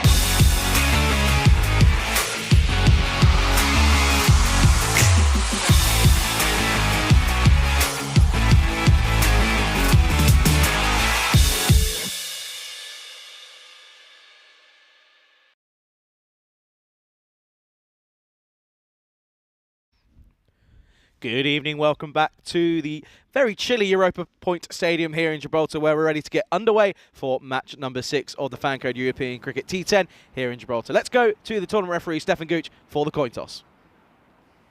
Okay, rugby the call. Heads. Heads is the call. It's tails. All right. Good luck, guys. Have a good game. Cheers. Entertainers have won the toss. They're having a bowl. Back over to you, Charlie Hunt. Thank you very much, Stefan. There you go. Then Entertainers winning the toss, and they are going to go ahead and have a bowl first here. They will be very happy as they obviously went ahead and took a victory in the first game. We take a look at the squads there and a couple of changes here this evening, as we can see there. Looking at the Entertainers squad, Avinash Pai, Paddy Hatchman and Louis Bruce, of course. The three main names. Of course, Egan Dante is struggling with the bat at the moment, but he'll be hoping to go. And we saw Steven Gonzalez, didn't he? He looked pretty solid coming in at number 3. Looking at Rugby CC, then Ian Latine is obviously a pretty big name in that squad. And then you also look at the likes of Zachary Simpson and Nicola Advani, for example. They are players that play a lot of cricket for Gibraltar national team. We take a look at the score then, at the predicted score from the supercomputer. It has got, well, it's flipped, isn't it? It's changed. It's going for the Entertainers after that victory, interestingly enough. So it's obviously being nicely and indecisive. It's got the Entertainers by victory. Only by a run, though, so it's calling for another very, very tight competition. Very much looking forward to this game, as we are almost ready to get things underway. Umpires are out there, and the players are making their way out to the middle as well. Looks like there's going to be a change at the top of the order as well for Rugby CC. We'll be able to have a look as well as to that will be at some point very, very soon. Officials then for match number 2. As we take a look there as well. Very good evening to everyone tuning in, whether it be on FanCode in India or on YouTube on the ECN European Cricket Network YouTube. Big shout out to Elisa and Henry. I know they're paying attention. Big fans. Hope you're both well. And I hope you're ready for what's going to be a very, very, hopefully, exciting game of cricket. We're almost ready to get things underway here. Change at the top of the order as well for these two. As Rugby CC, they're going with the likes of Dave Barley at the top of the order alongside Greg Davies. So this is going to be a change. Damien White, of course, is the man that's going to be 12th man for Rugby CC, but what a moment that was to go ahead and see that man get it over. He went for 7 as well. It was a pretty tidy over as well.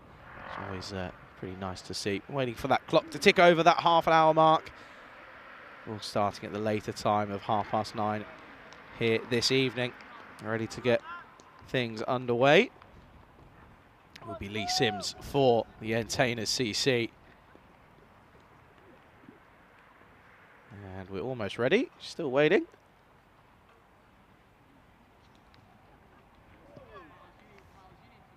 Just waiting. It's a beautiful location to play a bit of cricket here at the most southern point of Europe. And we're ready to get things underway as that clock goes over the half-an-hour mark. Lee Sims is going to get us underway. Oh, that one nips right into the body of Barley. Starts off with a nice dot ball.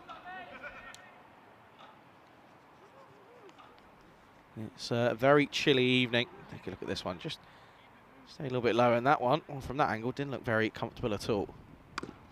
This is short, pushed offside. We're thinking of a first, and well, they're possibly going to get some runs now. Well, potentially, it's all happening in the middle. It's yes, no, maybe. He wanted to go for the single after the throw hit the stumps, but it's eventually is just a single. Barley was wanting that single. He wanted to get off the mark, didn't he? You could see there. And the throw, it's a good throw. He's comfortably in, though. Maybe he wasn't interested at all. He wasn't paying any attention. Eventually gets called through. Oh, dear. There's always something that happens on the first couple of deliveries in each game here in Gibraltar.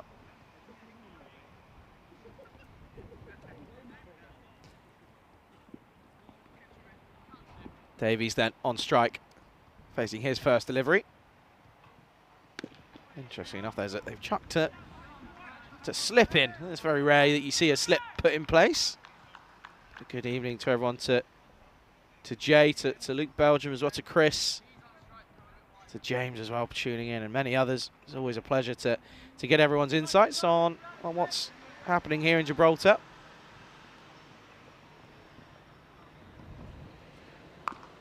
Ball pulled nicely. There's a man out. Deep square leg. It's Matthew Whelan. He will do the work.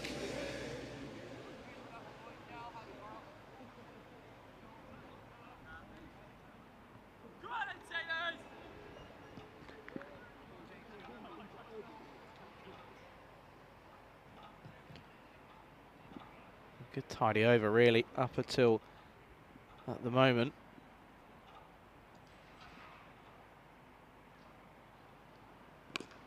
This is swatted into that onside yet again, and Whelan, he's pretty busy at the moment. He's had 2 in 2, and yet again it's just one more single to the total. Match 6 then here in Gibraltar.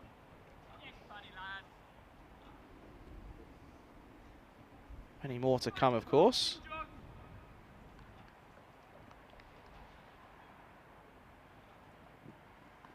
Oh dear, well, he's very early on that one from Simpson. Barley, he probably feels as if he's missed out because that one set up like a peach, but he swung through it way too early. Catch it, and he's lucky it doesn't fall onto the stumps. But that is the end of a tidy first over, though, for the Entertainers. They're looking well up for their next game. And at the end of the first over, I can tell you that the score, of course, is 4 for none. And well, this is where we are at the moment. Now 66 matches without a golden ball. And how long will we have to wait until we get our next one? Of course, the longest wait we've had is 405. That was towards the middle of last year. It was broken by the Lisbon Capitals in Coimbra for that night series. It was myself, and I was given the nickname as Golden Boy, but it wasn't actually me who was the Golden Boy. We worked it out. It was actually Tyrone Peters was the man who had the golden energy, because he was with us in Portugal. Then he went over to, I believe it was Dresden, and they had a couple over in Germany. So we worked it out. It wasn't me, it was him. It's always good to see Ties up I know he's paying attention. He'll be here in a couple of weeks, I believe, to take over as tournament referee, if I'm not mistaken. So he'll be on your screens doing the tosses, of course. Singh is going to take the second over now then. He's showing signs of promise, but just struggled to get a rhythm consistently throughout his overs. Starts well, though, outside the off stump. And this will be a dot ball to start.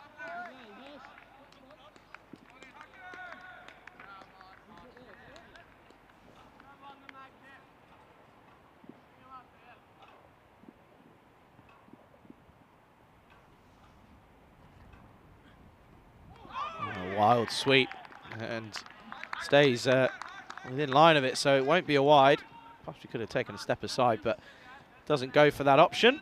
Goes for the wild sweep. Interesting move to put Davies up to the top alongside Barley as well. No Ian Latin, of course. Still waiting to see him, but he'll be biting at the opportunity to get back out there. Again, bottom edge. Misses out on a shorter delivery. Just trying to give himself a bit of time, potentially, is Greg Davies.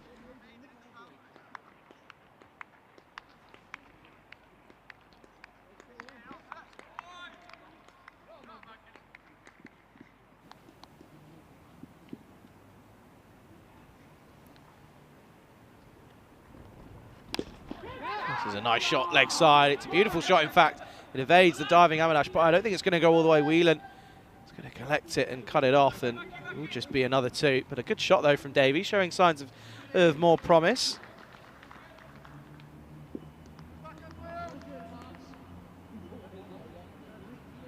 And always good to see Michael as well in the chat, saying he hopes nobody catches a cold or sunstroke. Well, sunstroke I don't think is going to be an issue, but a cold is could be on the cards, but you never know. Robot's here as well. Robot's always getting involved. And he's got him. Singh gets the breakthrough. Davies chops on, trying to play this get into that offside.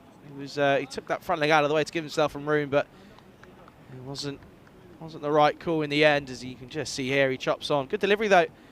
Saying he's trying to play that sort of straightest down the ground, but gets it all wrong. First wicket goes, Rugby CC at the end of the second. Ours 6 for 1. That's an interesting one from the Robot. The Robot's popped up. It's gone with ECN with Charlie is over Netflix with girlfriend. So that's an interesting shout. I don't know how many people would agree with that one, but never take a compliment from the Robot for granted. Ian Latin then is the new batsman coming in at number 3. No real surprise. It was more of a shock to not see him open, but him coming in at number 3 is a very dangerous batsman. Of course, he's been the main supplier of runs for Rugby CC up till this point.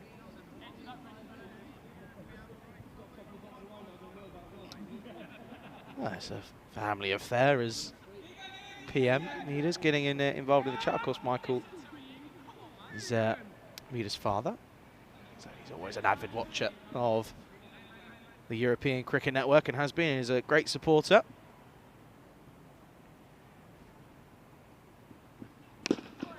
Driven nicely, just misses the stumps on its way through, and Latin will keep the strike. Hatchman once more down at Paddy's corner, and that will be a single to end the over. 7 for 1 after 2. So what does, before we do that, this is very close to that stump, and if there was a finger on it, obviously would have been gone. But what does that do for the table then? Entain, as they finally get their first points on the board. Of course, losing their first 2 games yesterday, but they're happy to finally get up there. And that loss, well, that puts Rugby, they were second. They've all dropped all the way down to 4th. But of course, another victory. A victory in this game would change things up once again, but it's always nice to see that there's a lot of competition here in Gibraltar. Continuing on then, here's Lee Sims, opportunity, it's over the infield and it's going to run away, and this time Egan Dantes can't cut it off, and it's 4, and it's the first boundary of the match for Ian Latin.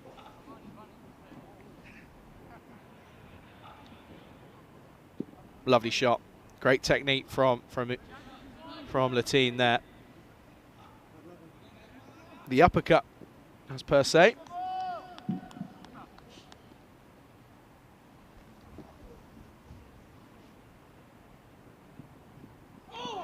down on one knee, and he's, of course, had the license to. It was angling down the leg side. Just didn't quite pull off the similar shot that, if any eagle-eyed viewers were paying attention to our social medias earlier on, a couple of days ago, you would have seen an AP de Villiers-esque shot from Latine. Short, and this is away, and well, Egan Dantes does very well. In all fairness, there was a lot of a lot of revs on that ball as it flew off the face of the bat. He watched it well though.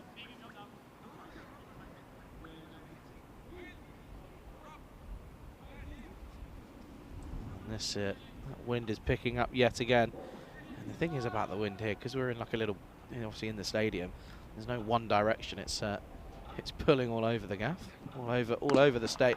This is an opportunity, and Sims, I think he thought it was coming out a lot quicker than he expected, and almost had to just put a hand out in a last-minute attempt. But how close was this then? It could have been a blinder of a catch. Not meant to be though. He had to pick up his wicket, or his first wicket in this game. Short, and well, that's out of here. That's the biggest of the lot. It's the biggest one we've had yet here in Gibraltar. And it's Ian Latine who pounces on a short delivery, and he goes all the way, 6 runs. Stand and deliver stuff from Latine. You can see there it sails into the corner of the ground.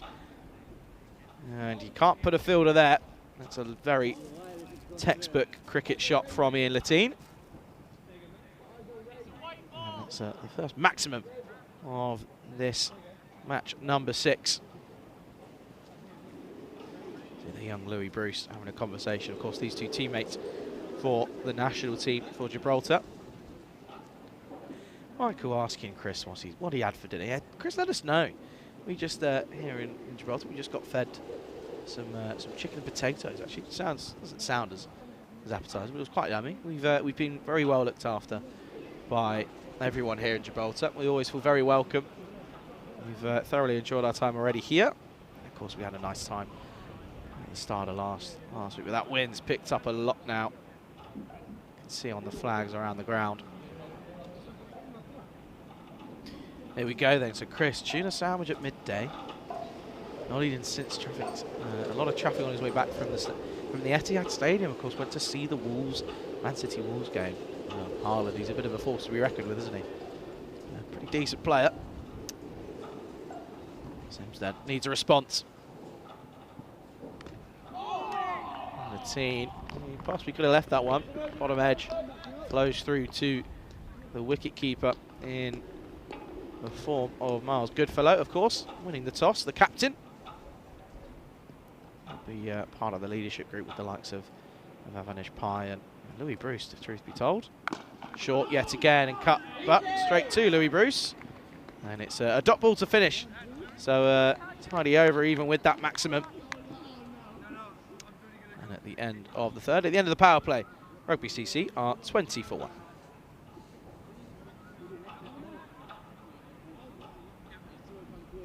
(13) coming off of that over. Of course, had a 4 and a 6 in there, plus a wide and a couple of singles. They'd of course gotten up to 20 for 1 after 3. End of the power play signal then. Of course, fielding restrictions are eased. Can have a maximum of 5 out. So looking then at who bowlers wise of the entertainers could be looking to go for. No surprise that we'll see Crichton being used most likely in that last over. Alongside Matthew Whelan, he'll have an over or 2, and Avinash Pai as well. Louis Bruce as well, of course. This is pushed by Barley. It brings Latine through for a single. Let us know what your thoughts are on this later start time. I think it's the latest one I've ever called. Starting at 9:30, looking to finish around about 11 o'clock local time. Let us know your thoughts if it works for you. We always like to get some feedback. I'm always wanting to provide the entertaining cricket here on the network. This is short, wide, and slashed into that offside, but straight to Sims, who takes it through. Well, I think that might be an answer. As James is he's yawning a bit, off to sleep. That might give us an inclination there. But do let us know. And also, we'll have some random questions as well. So, start of the year, first one of the year. Be rude not to. That one beats him. All ends up. Barley playing all round that, truth to be told. Misses out on a fuller delivery. It's a bit of a slot ball, if anything. He might just york himself a little bit as well. Yeah, let's get some questions in. Any topic within reason. See what we can do. Again, driven sweetly. Take some cutting off. Long off will come round. Gonzalez does the work, and they come back for a second. Good running. Yeah, get some of those questions in, or any thoughts or anything. We'll just have a bit of an interactive game here. Match number 6 here in Gibraltar.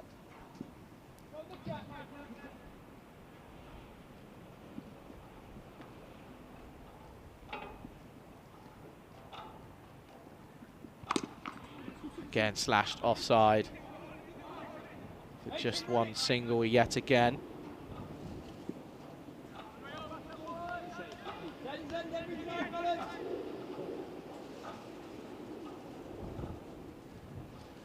So just keeping it on the money is Singh at the moment, not really doing too much wrong, not coming off of providing a delivery that's hittable really. Fill up, and once more driven sweetly. Paddy Hatchman down at Paddy's corner. Of course, he's going to stop that one through, and it is a single to end the over. And at the end of the 4th, Rugby CC 26-1. So you can see there at this point, if they stay at this rate, they're going to be looking at around about 60 again, and they know that that's not enough. And Tainers looked pretty comfortable and didn't even use their star batsman in the form of Avinash Pai and Louis Bruce. And they chased it down in that final over. Looked pretty comfortable though, didn't they? Didn't seem to be under any amount of pressure. It's all about intent. And they seem to be pretty much on line with it. Lou Bruce is going to come in then. He's going to take this next over as the young man. Of course, didn't get used as a batsman. He would be too annoyed. Of course, he's always eager to get involved and get out in the middle and have a hit, but he also knows that it's a long tournament ahead and he needs to ensure that enough players get rotation and get time out in the middle. That's exactly what was achieved, wasn't it? With Stephen Gonzalez. Louis Bruce then up against Ian Latine, and Bruce takes the first blow. Start right on the money straight away. Of course, you can see there that everyone seems to be talking with each other out in the middle. Of course, it's only a very small country in Gibraltar. This is down the ground, and once more Hatchman will come through. But of course, yeah, Gibraltar only sort of 4 square kilometres long, 5 in length. So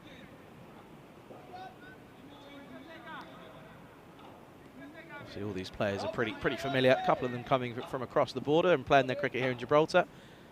Of course, Egan is known to be playing down in Costa del Sol. Driven nicely. That'll be 4.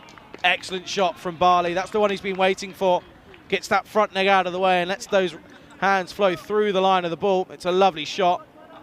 Exquisite from Barley, and that's 4 to the total. It really doesn't get much more from that. Bit of a hit-me ball, though, from young Bruce. Asking, what do you reckon for clothing? I would say you'll need a few layers. It's very cold. Bruce, then, he needs a response. Let's see if he just rolled his fingers over the ball on that one. Again, it'll just be a single. Yeah, no, certainly if you're going to be coming to the Europa Point Stadium, do wrap up warmly. I'm looking towards the scorers and the umpires and what I'm wearing myself, and it's a lot of jackets and hats and gloves being worn. It's not warm. That's for certain. Slower ball. Punished, and it will get through. Devez Singh diving, and it's another 4. There's boundary. adds to the despair for Louis Bruce as this has gone for 10 now. Very nice shot though from Latine. Complete opposite from the previous game. Took a while to get going. Seems to be going pretty much straight away.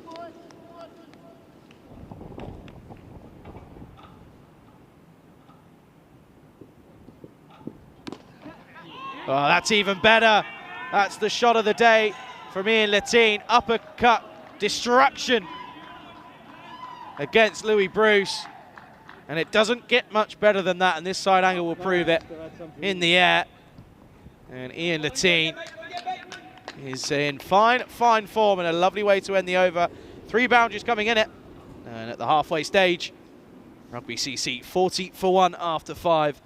And just to give you an idea as to how cold it is, this is exactly how cold it is. I've got a beanie on and I've got a snood on under here as well. It's getting very, very chilly out here, and I know that someone watching knows that I've nicked this and I've stolen this, and I will return it when I next see you. But it is, it's always a pleasure to be back on air, especially after a bit of a break during Christmas and New Year. And I hope everyone had a lovely couple of weeks off in the holidays and enjoyed themselves on New Year's, of course. But it's always nice to be back here, and of course the team's looking forward to being back on the road. Of course, we're here in Gibraltar at the moment, but we'll be off to Malta in a couple of weeks as well. Whelan into the attack then with some spin. And this has been punished leg side. Avinash Pai. Well, it's Pai's corner, and you've also got Paddy's corner.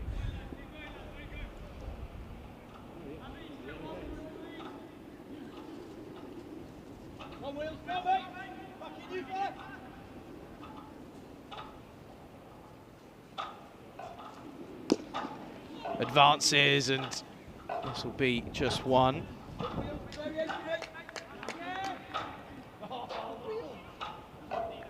So you hear coming down the track, and it's just the only thing that is an interesting one is Goodfellow not standing up to the spinner. He's a good few paces back. It just means that the batsmen have freedom to really take on it and come dancing down the track. That's just another single there. Yeah, you definitely need a few layers out here today. Of course, this is finishing a little bit later than usual, but still, it's considerably cold, and that wind's just picked up again. This is high in the air.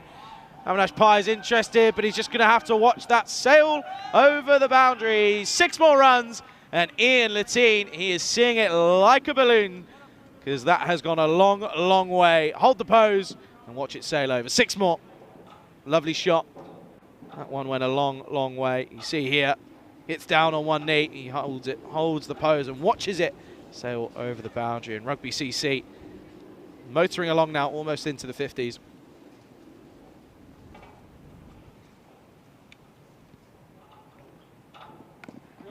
Tried to replicate it again, but it was well adjusted. It was a good bit of bowling from Whelan to watch him. Saw him coming and adjusted well.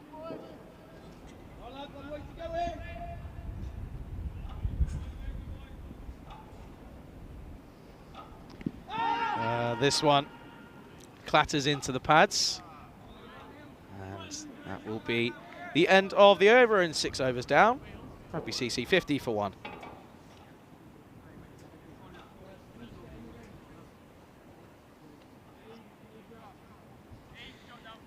So, story for the bowlers then, not the most economical for the likes of Louis Bruce, a bit uncharacteristically though. Went for 14 off his first over, he got attacked by Ian Latine.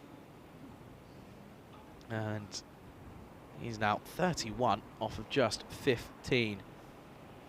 Oh, well, I know many people are fans of Rico's fact of the day and what day it is.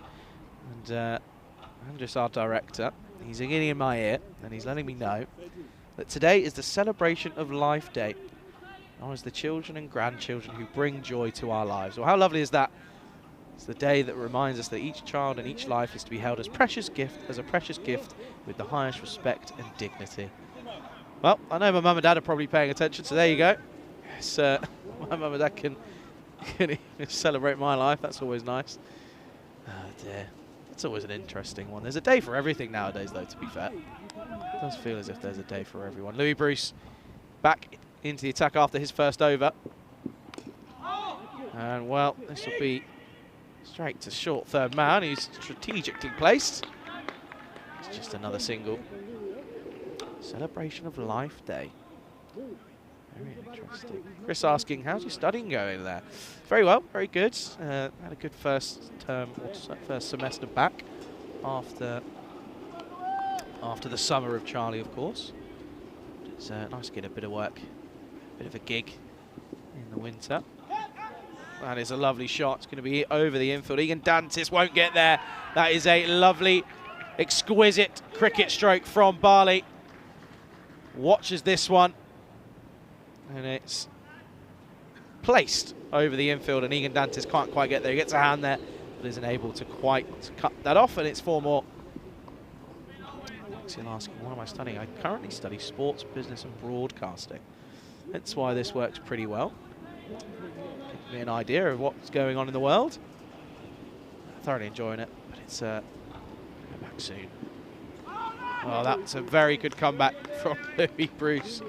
There's no doubt about that. It's one way to answer the question. He knew that was close. Yeah, no, I'm studying out in London at the moment, so that's where I'll be back home to, or back off to after here. Giant Jay asking, I have to be saying Loughborough. No, I wouldn't be. Not in Loughborough. I'd love to be in Loughborough though. Not clever enough. This is pushed once more offside. It's a good bit of fielding from Singh. If that got through, that would have been a certain another boundary.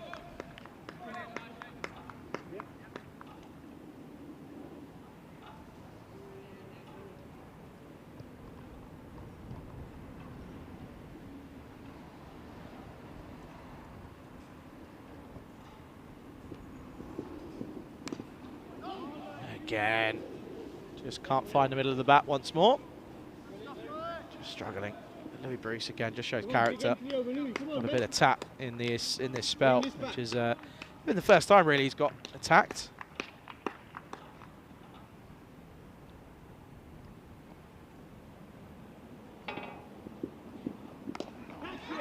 Uppercut again, this time cuts away. Egan Dantis should cut this off and will, and they'll take on the arm. He's already had one very impressive run out. It was not meant to be 2. But again, superb work though, Egan.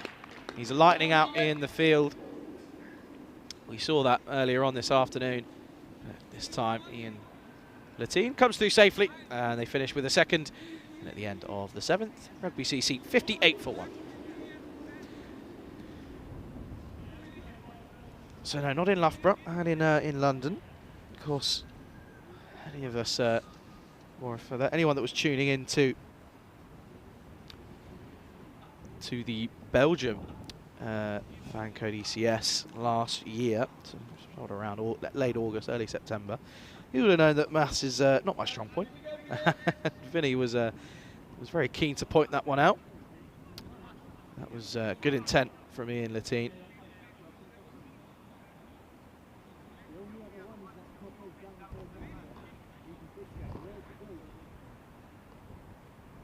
Whelan continuing, conceded 10 off his first over. Needs to try and keep it a little bit quiet though. It's a bit of turn, and this is just cut offside and will just be another single. That's all that Barley needs to do. Although he is hitting the odd boundary here and there, when you've got Latine at the other end who's punishing it left, right and centre, that's all you really need to do.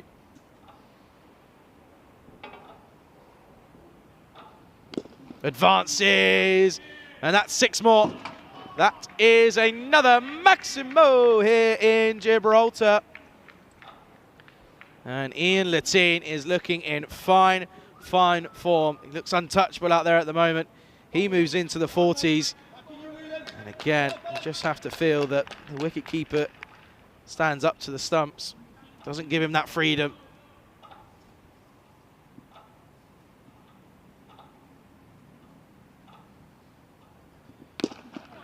Goes for it again. This has been punished, and it's going to be another boundary.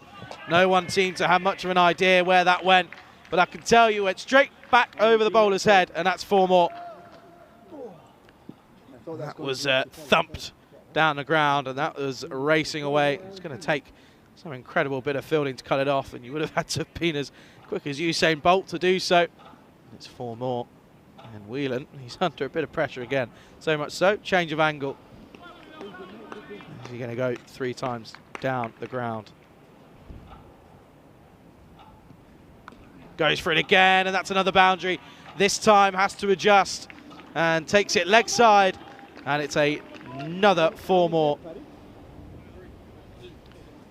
And once more, and I'm not going to keep going on about it, but wicket keeper, if he stood up, it means that Latin isn't going to feel as free to march down the track. And that's really where he's been so powerful, is down the ground, and when he takes that first initial step.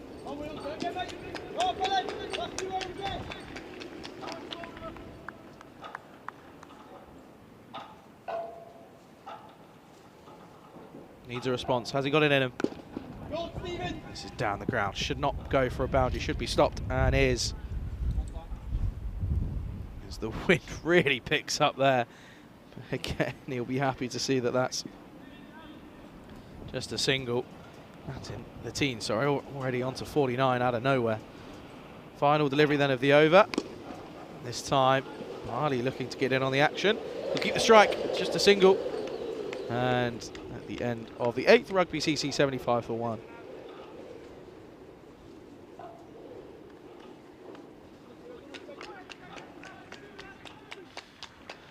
So yeah, a couple of conversations in the chat, and of course, just having that keeper that's able to, that can stand up and, you know, just gets in your ear. That's what we normally come to expect to keepers. That's why that's why I'm told they make good commentators. What I get told by a certain Mr. Maximo. But yeah, just not in the ear, and, you know, just in the eyesight of when a batsman looks down. Just makes a lot of difference in their confidence to execute the shot they wish to perform. So already surpassed where they were last time around.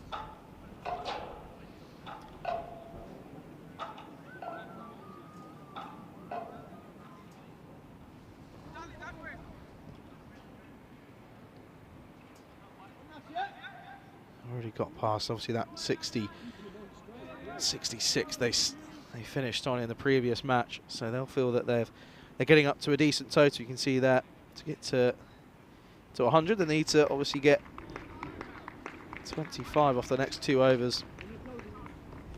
Avinash Pai coming in then. This is into the offside, and Egan Dantes will prevent it. It will just be a single. Mike saying it's actually standing back is more of an issue when doing it to a spinner. It certainly is, because it just gives it more time to deviate, and more time to think of it, and more time to make more mistakes, really. Comes down high in the air. This will be a chance, but it's going to be difficult. Whelan coming round, and it's put down. That's such a tough chance to take. And, well, that drop does mean that Latin will reach his half century. And again, it's been an outstanding innings from Latin. He's looked pretty comfortable. That's the first chance he's really given. It went high in the air, but with the wind and the lights, it's never easy. Goes for it again. This will be another opportunity, but I think it's going to fall short. If doesn't get there, it spins away. They might be taking on a second. They won't. It's all happening here as Latin tries to take the attack to the bowlers. They won't do it.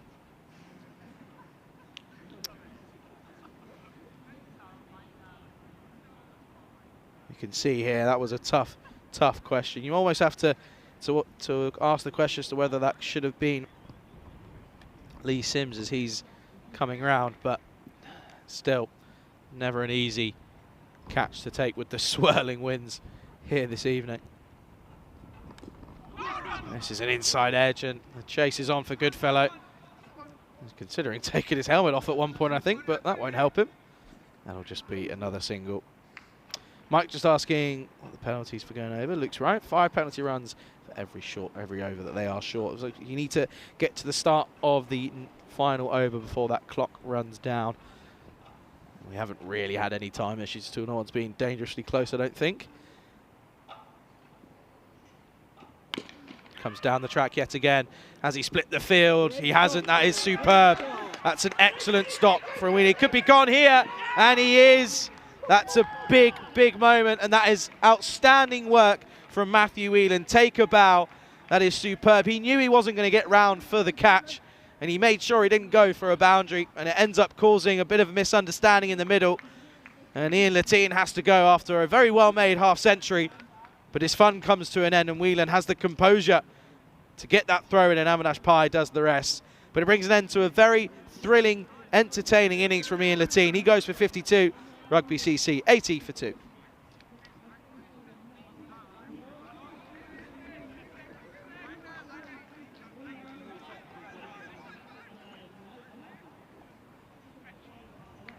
No surprise that Latine will be a little bit disappointed not to have stayed for that last over to really maximise the potential after setting such a good base for his team. But that's so good from Whelan. He knew he wasn't going to get there. He just had to get something behind it to prevent it from going for that boundary. And then to have the presence of mind to be able to get that throw in accurately as well. It's a superb bit of work. And he gets that all-important wicket of Latine.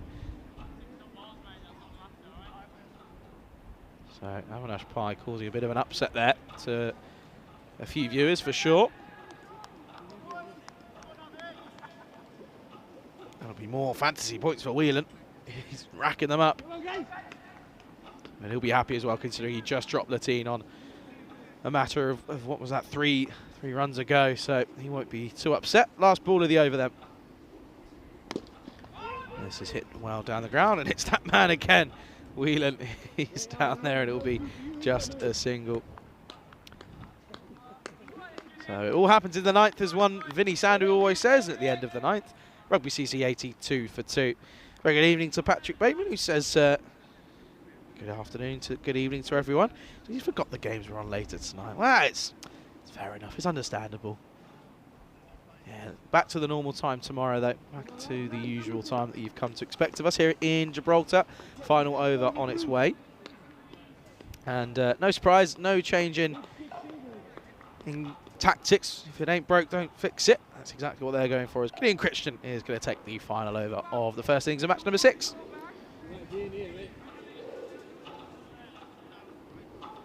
So, yep, so obviously we're well within that 40-minute region, so that's why you then lose the on-screen graphic of that countdown timer. But this total means that the entertainers might have to take a little bit of caution. They might have to put Louis Broussard or Avinash Pai right at the top to see if they can get going away almost from the off, as it's Camilla who's come out to join Barley. Last overtime then, and it's Crichton to take us away. Oh, that's not being given as a wide. Take another look at the replay. Just comes in, but again, it just depends on what the umpires are seeing out there, of course. It's a dot ball to start, though. Oh, the angling in. That's going to run away. Possibly going to go all the way, and it will. Gets a little bit lucky, does Barley, and he's made it his time out in the middle, so he's worked up that luck, and he's made the most of it. 4 more. It's not going on the offside. Christian will feel a little bit unlucky there. And then Barley's probably saying, well, that first one to me should have been a wide, so that's what I get. I get myself that boundary. Gamila, he's out there. He's probably just going to be told, we're just going to run. He's going to want Barley to face the majority of the deliveries. 28 off 24. He's just sort of been, he's had the best seat in the house watching Latine go crazy.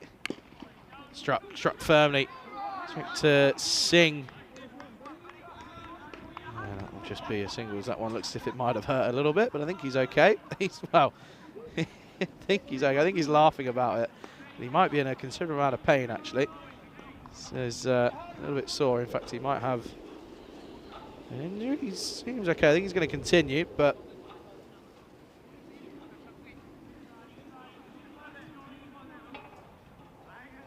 he's okay. I think it's just the fact that it's a very nippy afternoon or evening, so everything's sort of exaggerated. Hop in the air, should be taken.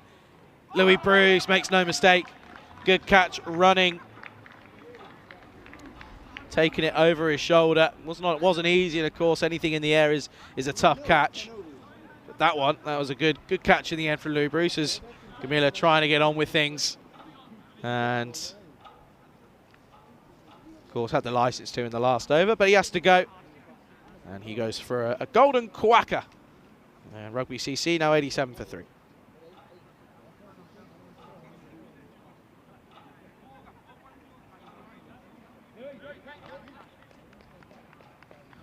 Mr. Cricket comes out then, and he's got 2 deliveries left. And, well, if he's sensible, all he does is get Barley on strike. That's all he's thinking, isn't he? Can he get that all-important single to bring him back on strike? Robot Bruce is a huge rising star. He's knocking the ECL last year was phenomenal. It certainly was. I remember that one. That was a cracking innings. Almost out of nowhere, just motored along, and you blinked. If you blinked, you missed. He raced away. Of course, we saw elements of it yesterday evening, and I'm sure we'll be hoping that he gets an opportunity in this second game tonight. 2 deliveries left then.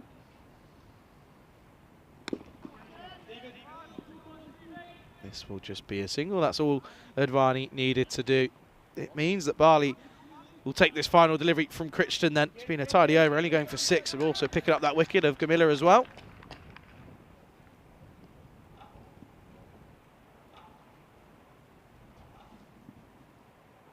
Last delivery then. This is slashed away. Oh, and Singh, he's been moved by Avinash Pai, so he didn't have to be in the dangerous area, but he's picked it up again and he's in some considerable pain, so obviously hope that it's not as serious as it could be. But that does mean that we bring an end to the 10 overs for Rugby CC. They finish on an improved 89 for 3, and they'll be happy. They feel as though that total is a little bit better, and they've got more of an opportunity to defend it as they take on the Entertainers in the second innings. They've been set 89 for victory here in match number 6. Take a look at the highlights then of the first innings for Rugby CC. There's a close one there.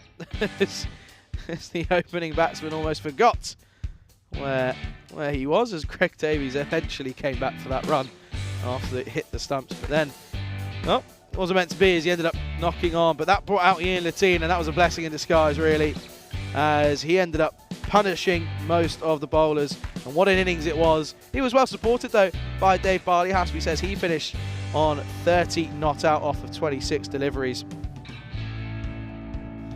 But going back to that innings from Ian Latine, the skipper leading from the front. He's one of the highest run scorers in this competition already. Well, he went with 5 4s and 3 6s in his innings with some beautiful uppercuts. That was one of the best. That one went a long way. And again, against Whelan, he was pretty confident in coming down the track, and that's again alluding to it. That's what happens when the wicketkeeper is so far back against the spinner. You're just given that opportunity. That was a lovely shot, though, wasn't it, from Dave Barley, who again looked promising. Just took a bit of time to get going, but once he also hit some nice shots with his 3 4s. And then there was also just some beautiful shots, wasn't there, from Ian Latine. 53 off of 25 deliveries is no small feat, and he's made it look pretty comfortable, but this was a big moment. A drop from Whelan, but he went from 0 to hero in a matter of moments, didn't he? This was an opportunity. He knew he wasn't going to take that catch, but he had the sense of mind and the presence of mind to get that throw in. And well, Barley ended up running him out, and you know he apologised straight away. But he got a little bit lucky in that last over, got a bit of an inside edge, tickled, and it ran away. And it went all the way for a boundary. This was a pretty good catch, though, by Louis Bruce. It was dangling over his head, but he took it pretty cleanly, and that was all she wrote, as the Rugby CC finish on 89 for 3, setting 90 for victory here in match number 6. Don't go anywhere. We'll be back in around about 5 minutes or so for the response from the antennas. You're watching the FanCode European Cricket T10 with me, Charlie Hunt, on the European Cricket Network.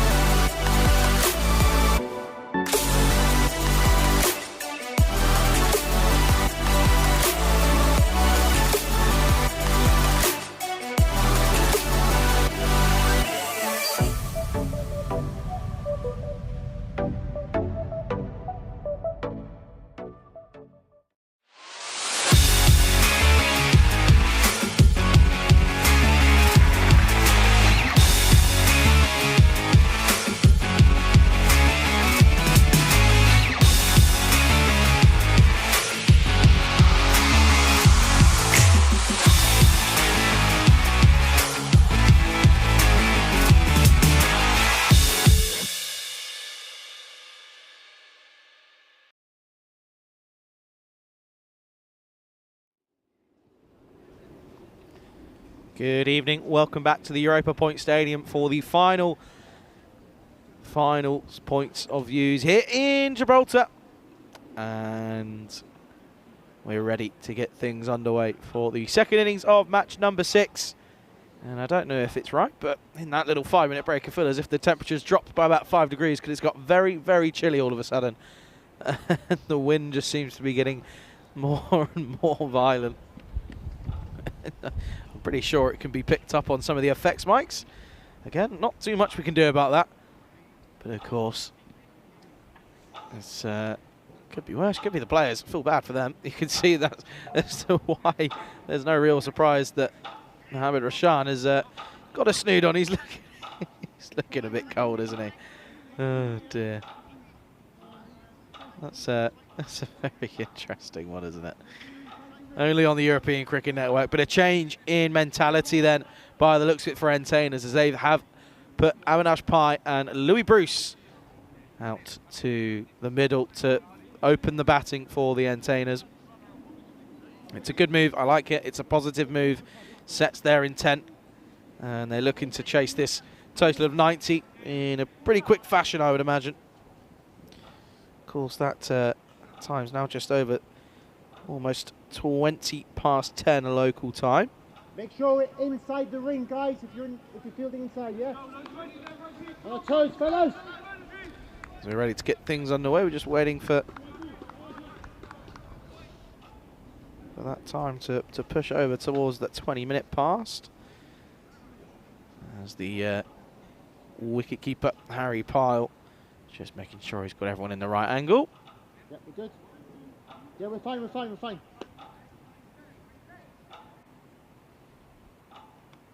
Ian Latine is just making sure. As there's just a pause.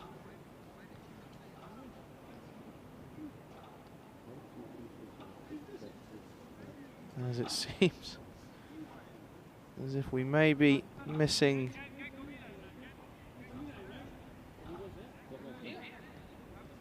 just trying to find out what's going on here. Something's obviously going on. Yeah, I know, I don't know what's happened. I'm fucking confused.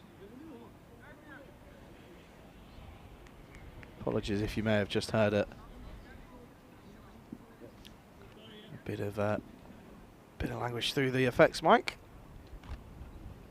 We are eventually ready to get things underway. That is going to be Rashan for the response from the Entertainers. And it's the big wicket. The move to put Avinash Pai at the top of the order has not paid off. He goes for a golden duck off the first delivery of the innings. And well, how big could that wicket be? Rugby CC trying to get revenge. And it's a good start. They get Avinash Pai for a golden duck. Entertainers none for one.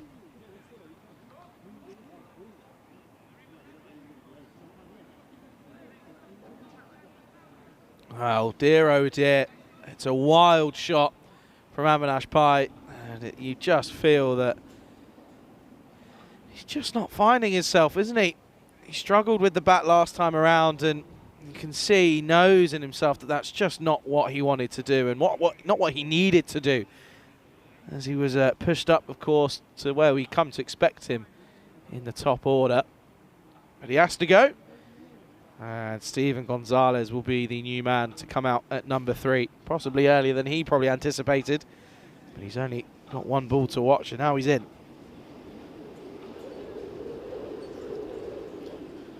You can certainly hear the wind. It's getting rather windy. And I don't want to keep mentioning it, but it's very cold. That's a big mistake from Avinash Pai. He will not be a happy chap.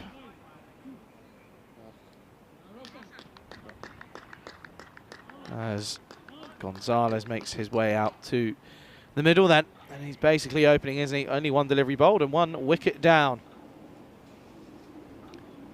Can we get the 12th man on? It's a big mistake. Sorry, mate. Just pause in play. I think they're just trying to sort out the possibility of a 12th man, if not. Many apologies as to as for the pause.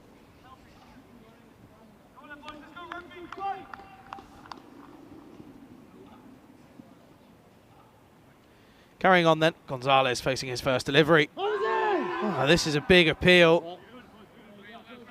Just rising above the stumps by the look of things. That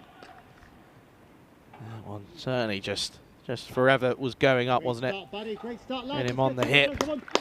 Gonzalez was almost about to give that ball back, but unable to do so.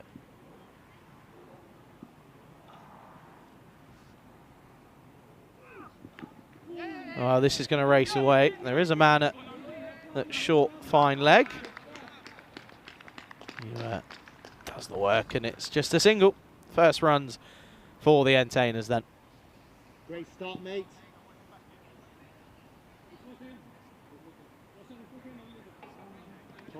Tom, you happy to go second over? Yes.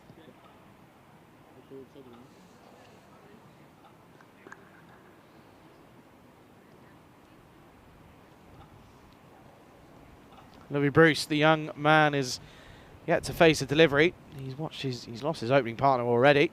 He's coming up against Roshan now. This is confidently pushed into the offside. They take on the single. Pretty comfortable though. In the end. Top work, mate.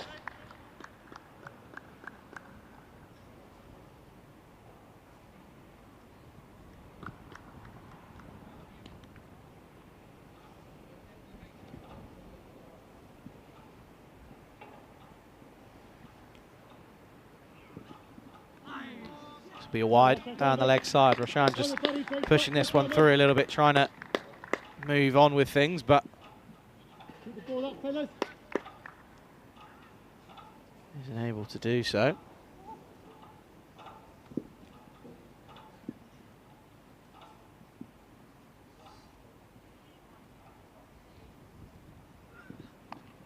This time does get a bit of an inside edge on it back once more.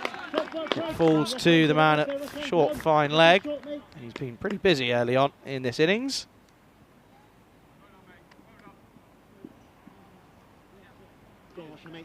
Back on it, buddy.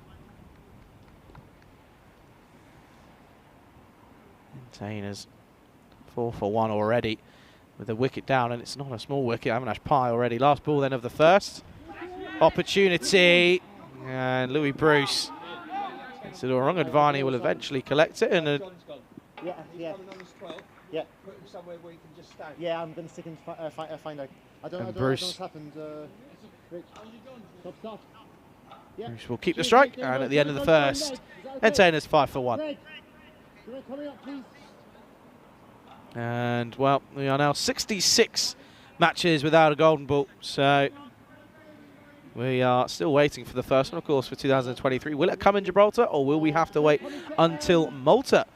Only time will tell, of course. Many people were a bit surprised to see us come back on air and not being up in Barcelona, but of course we bit of change to the predicted schedule, and we're of course now down in Gibraltar for a night series. Pleasure to bring you the coverage, and what could be a very interesting chase here.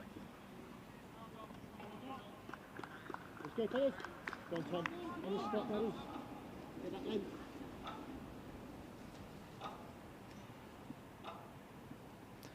Ramagi then taking the second over. And that has gone a long, long way. That's a lovely shot from Louis Bruce. Stand and deliver stuff.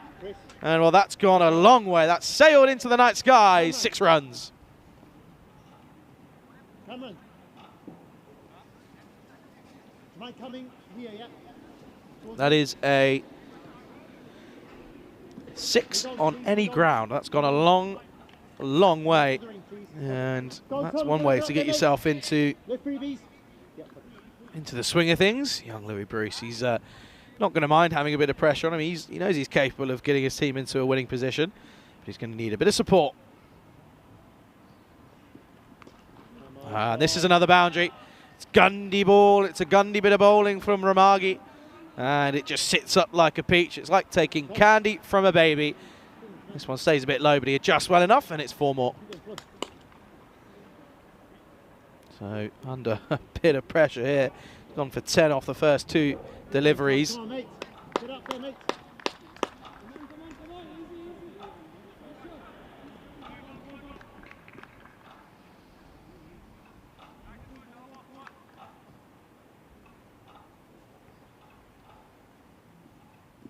That's better. And this one stays low and beats the back of young Bruce. Probably surprised him at the fact that it wasn't a short delivery, but it was a good comeback from Ramagi. That's exactly what he needed. You can just see there, look, the difference in having a wicketkeeper standing up. This is just turned and will be just a single. But that's the difference, isn't it? Having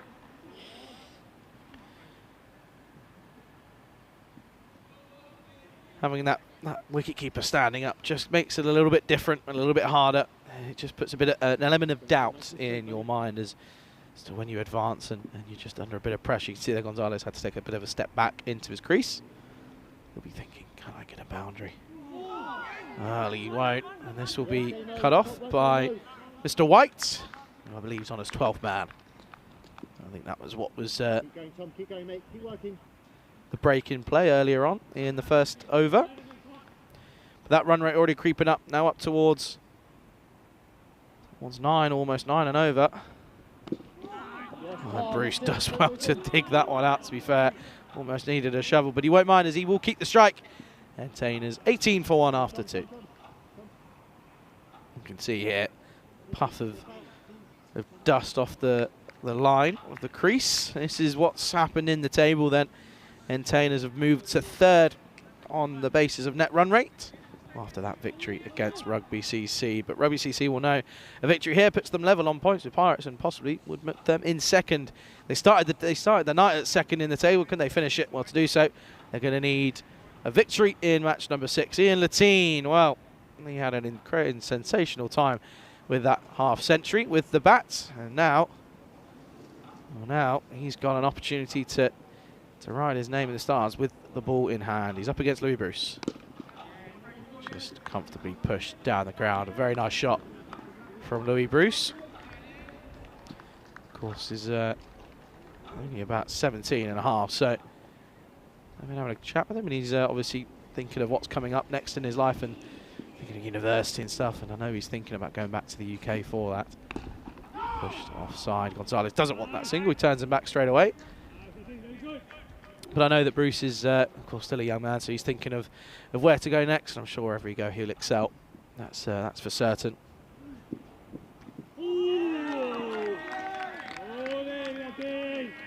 Good delivery that from Latine.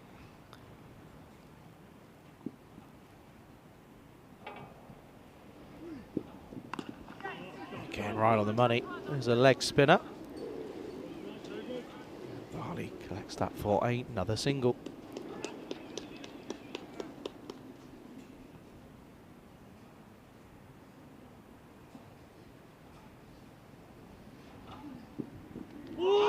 Oh, that does everything. And they're asking a question. They're potentially asking the question of a catch and possibly an LBW, but Bruce is already with a rather large down the middle.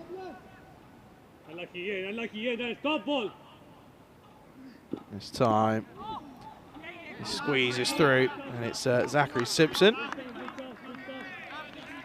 And it's a single to end and over. Very tidy over from the team.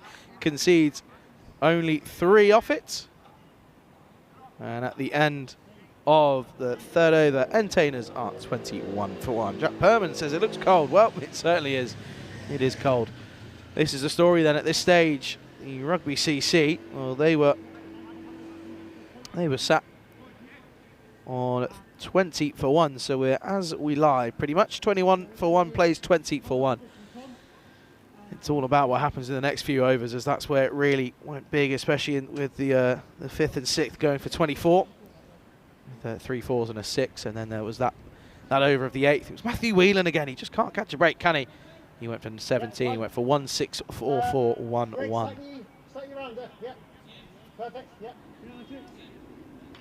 Duracell Bunny time then. He looked a little bit flat in that first game, didn't he? Oh, and a couple of extras which pretty much signed the deal, but this one he's going to be thinking he can put a bit of an improvement. Like Louis Bruce just pushes at this one, and he'll get off the mark, gift off with a single. Keep going, keep working hard.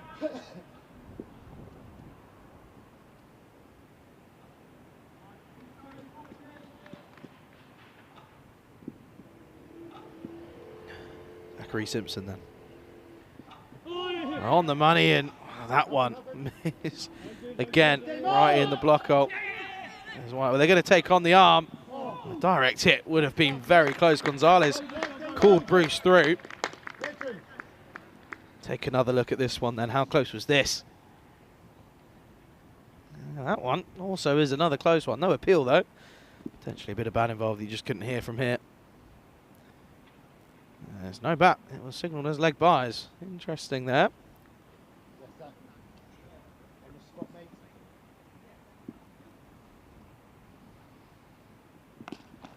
Swept and swept well. There is a man out there. And that is Mohammed Rashan who does the work. I haven't asked any decent players. There's a handful of talent in and around Gibraltar. There's a lot going around. And of course there's a lot of international talent. Many people, many players playing in the tournament have represented Gibraltar. Two of them are here now. And this one, well, there's an appeal for a catch. It's a great catch, but I don't think it's come off the bat. Well, Pyle seems like he's adamant that there was a tickle on this one.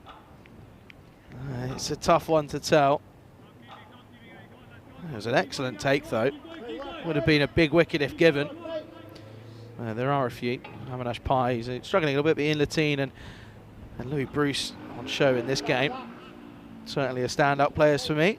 But there's also a handful in the other ranks as young Jamie Riley is on the books of a certain club. And that is gone. He chases the wide one. And at the third time of asking, he does have to go. Excellent take from the wicketkeeper in Harry Pyle. And Zachary Simpson gets the big wicket of Louis Bruce. He goes. And the entertainers now looking down a deep dark hole, 25 for 2. Excellent catch from the wicketkeeper. And that's the difference, isn't it? Having a keeper that can stand up like that and take what would be classed as a regulation catch, but it's still not easy. It certainly is not easy at all. And he makes the long walk back and he'll be disappointed attacking the wide one from Zachary Simpson. Avinash Pai can see the funny side. I'm not sure if Louis Bruce can see it yet, but it certainly was an outside edge. And Bruce, I think he knew he was going to be sent his marching orders. As you take a look from the side angle, but he has to go, doesn't he? See there, forward press and then just attacks it, really. He knew straight away. He has to go. Goodfellow, the skipper, comes in. He's got a lot of pressure on his shoulders. The skipper, can he lead from the front? Last delivery then of the fourth. Turns this round the corner and he'll keep the strike. It will be a single. Brings us to the end of the fourth over. 6 overs remaining. Entertainers are 26 for 2.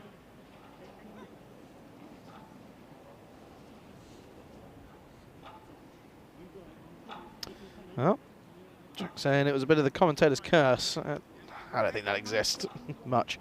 Looking at the scorecard then, 2 big wickets, aren't they? Avinash Pai and Louis Bruce, the 2 main batsmen really for the entertainers. And they went very, very cheaply. And, well, Mike Seal, he's pretty much spot on saying keeper stood back, probably wouldn't have taken that catch. And you'd have to say he's probably not wrong. Well, the keeper is out there, he's batting at the moment, Goodfellow, he's got to chase this target down and it's already creeping up to almost 11s and over. They're almost getting out of this game. He comes down the track and tries to meet Ian Latine and almost trying to give him a bit of his own medicine, but reluctantly pulls out at the last second.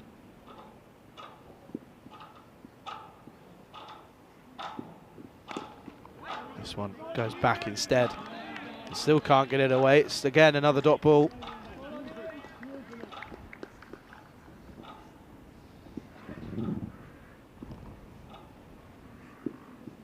Fuller this time, and he will clip this leg side.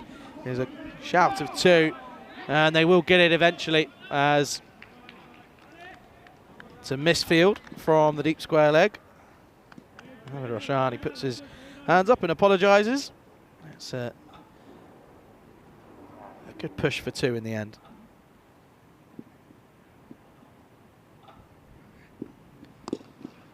This time straight to the fielder. Gonzalez was setting off, but gets sent home, and he's lucky there was a misfield. Otherwise, he could have been in trouble, but still survives.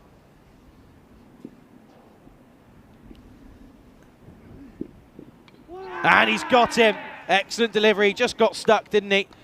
You could see that it wasn't really looking like the most comfortable of batting displays from Goodfellow. He went forwards, went backwards at previous deliveries, wasn't sure where to go next, and just got stuck at the crease. And Latine, well, it's captain against captain, and Latine comes out on top. He gets the breakthrough, and Entane is struggling. 28 for 4.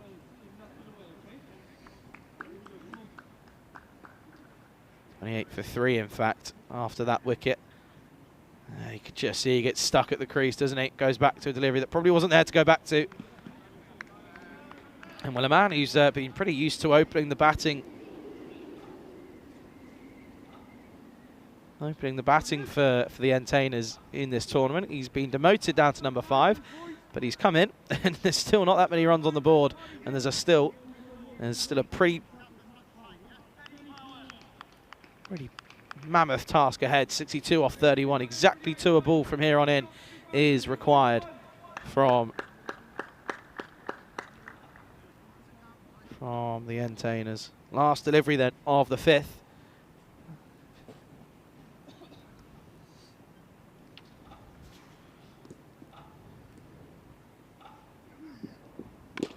Good amount of turn. Hatchman calls him through for a single early on. And Margie just keeps it down to a single. So 29 for 3 after 5 then for the Entainers. And they're already looking like they are lagging behind. 2 big wickets falling then in the first half of this game, of this innings, I should say. Louis Bruce and Avinash Pai. Avinash Pai going for a first ball duck is a real shock to the system. But this is a big tale of the competition here in Gibraltar. Both teams looking like, or potentially, unless something crazy happens, Rugby CC in the driver's seat if they go on to win this. That'll be 1 apiece for both teams here this evening. So it just goes to show that both teams, or any teams out of the 4 playing in this competition, can beat anyone. And that's exactly what we're seeing here this evening. It's been an absolute pleasure to bring the coverage. Of course, we're going into the final quarter as Zachary Simpson bowls the 6th. It's a loopy one. This has been struck firmly. Dean Latine is there to cut it off for just the 1.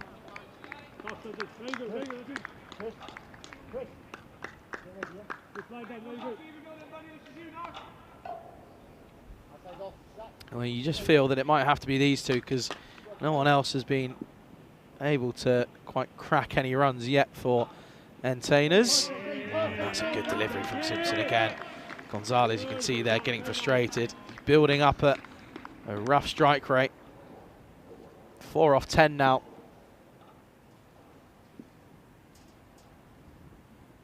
As Hatchman's just having to rearrange and sort himself out.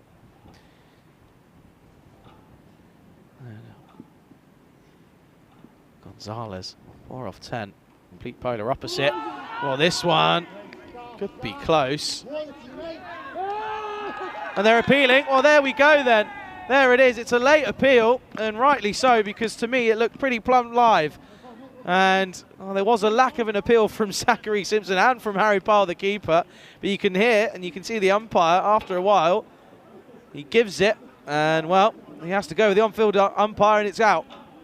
Gonzalez, he's not happy. He is not a happy chap. But he's going to have to go. Well, you can see there, no real appeal. And then from out of nowhere, there was an appeal, and he has to go. There he is. There was an appeal. And out of nowhere, Zachary Simpson, you can see he's saying there, he's like, I didn't think it was out. He wouldn't go for it. And he wasn't really sure. Take another look at it again then. It's there, isn't it? And to me, it just looks as if it's going into the stumps. A couple of people saying that they think it's going down leg, but with that spin down there, I think you have to remember as well, and this is one thing for me, one very wise Tyrone Peters said to me once, he said, even though people say that it's going down leg, you have to remember that if it hits leg, it's still out. Leg is still a part of the stump, so that leg is still part of the wicket, and if it hits that leg stump, it's still out. So that's exactly what I think has happened there. But Gonzalez, he goes 30 for 4. 4 off 11 was just chewing up deliveries. Zachary Simpson picks up his second out of nowhere, really. And waits on this one nicely. And Ian Latine is the man at deep mid-wicket. It will just be a single. Off the mark straight away for Whelan. That's interesting, wasn't it? Because it wasn't just the bowler that did it, was also in Pyle, the wicket-keeper. This is high in the air. It will fall safely.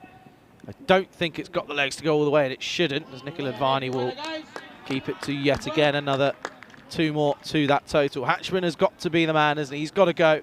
It's got to be him. He's got to find a bit of form, and he's got to find it quick, because that run rate is already creeping towards 14 and over.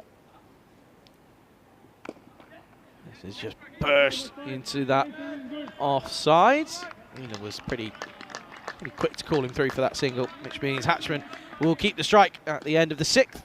Entertainers are 34 for 4. So big moment in that game with Gonzalez going, and well, it means that Zachary Simpson finishes with excellent figures of 2 for 8 off of his 2 overs. Latine going for 1 for 6 as well off of his 2 overs as well. So looking to some different bowlers potentially now with the last 4 overs remaining. Exactly what we're going to see.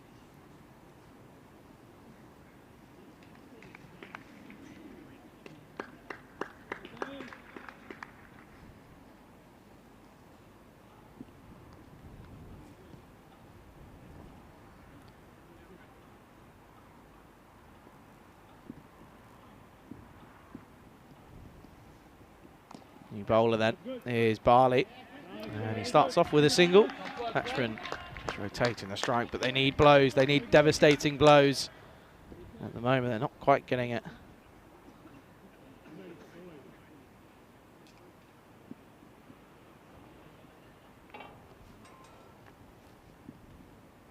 Barley, he had a good time with the bat, didn't he? Played the second sort of passenger role. That one, it's a little bit of bounce. He's a tall man.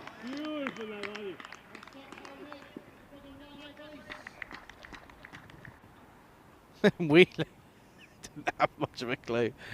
Oh dear, facial expression says it all. This is just pushed into that leg side again.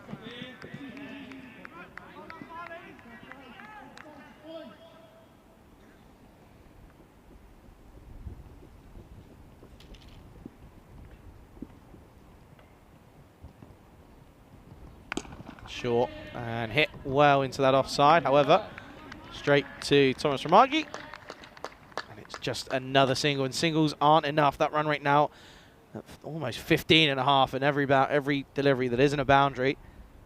That run rate just creeps up and up and up. Whelan trying to make something out of nothing. However, it's just straight to the field. Can't find the gap, can the Entertainers. And well, that move to put the 2 dangerous men at the top of the order not paying off. And he's got him. And he's having a good day with the gloves, is Harry Pyle. That's a very clean stumping. And Hatchman, he knew he had to get on with things. He had to try and have a go. But it looks as if Entertainers are going to fall to their 3rd defeat of the tournament. And it's a good bit of work, though, from Harry Pyle. It's the 5th wicket to fall. 38 for 5. Good bit of work, though. Stayed low. Hatchman knew he had to get going, though, didn't he? He knew he had to try and make something out of nothing. It didn't quite come off. That is now 38 for 5 after 7.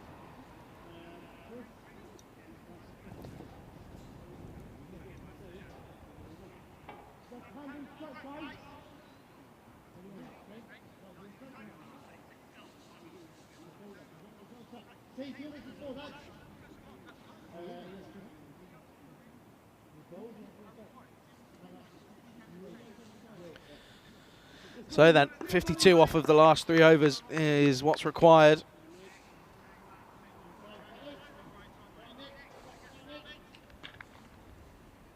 And It's just this innings has just collapsed, hasn't it, over the last few overs.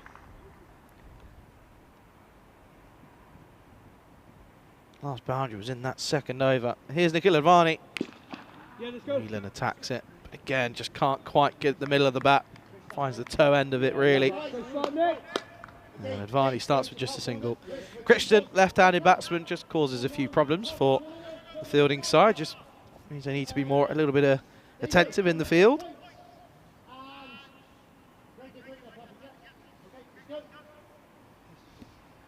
Okay, with the man.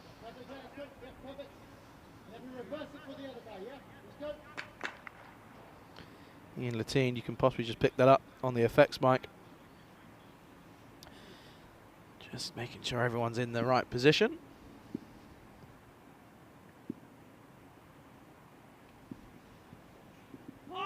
This is a big appeal.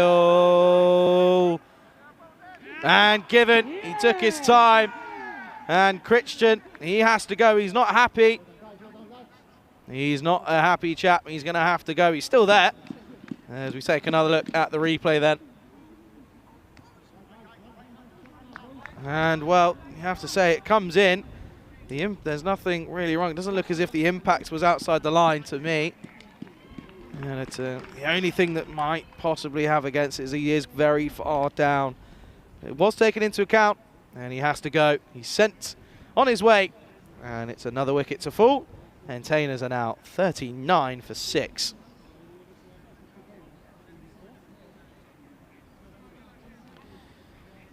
Egan Dantis then is the new batsman. We've seen him at the top of the order. He's coming in at number 8 now. He struggled, hasn't he? Got a duck earlier on this evening.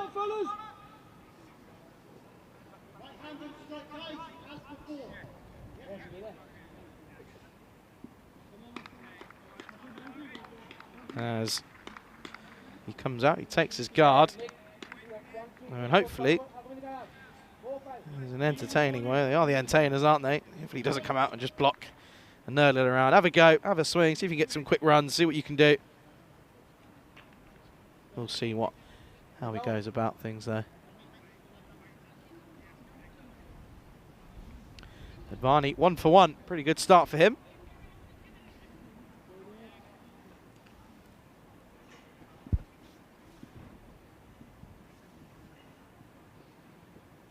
Well, Egan certainly doesn't take any time to get back into the swing of things, and he gets off the mark with a single, drags into the leg side, just loses his shape a little bit, but just misses out. And, well, Tekliko just saying, I'll be happy with chasing team hits at least 1-6. They have. Start of the second over, Louis Bruce went 6-4, but that's been the only boundaries. Toe end of the bat. They should be cut off and will be. Dave Barley does the work. That's the only 2 boundaries we've had all innings. And you can see Egan is outside of his crease even with the keeper stood up. Oh, well, this one.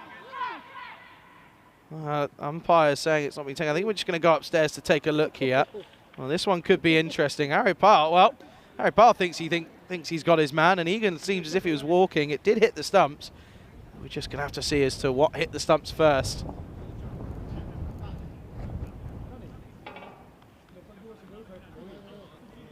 Well, he pushes it onto the stump. Side on will tell us.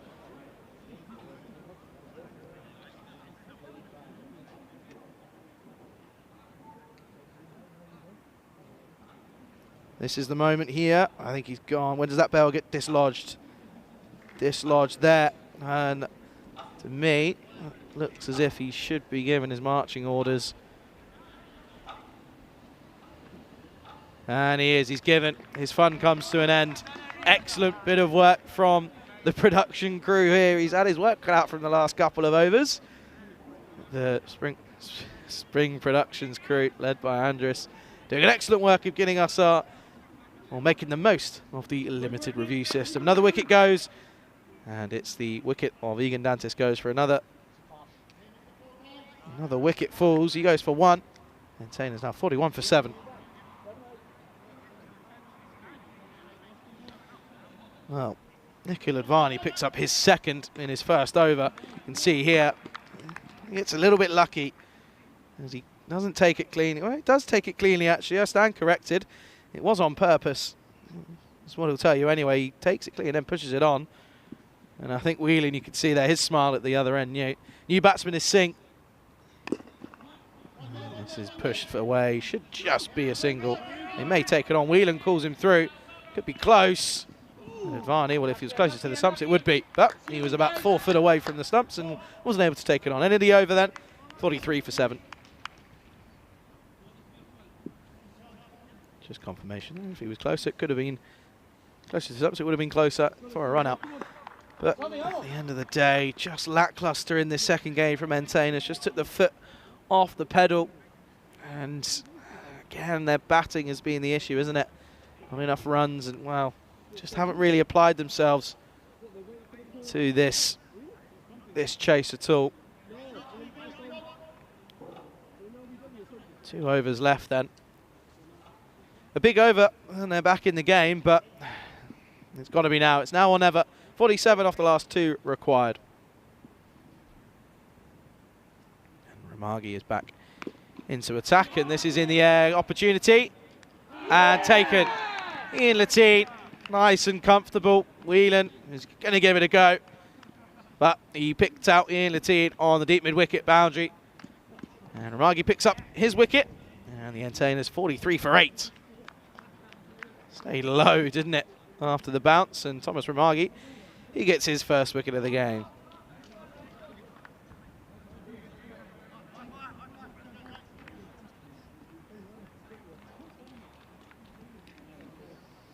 Whelan goes. Whelan has to make that long walk back. Take another look then. It just stayed low and he almost scooped it up in the air. Got enough on it though, but Lateen was there to take the catch, and that's why you put your fielders and your best fielders out in those places. New player then. The new batsman is Lee Sims, coming in at number 10.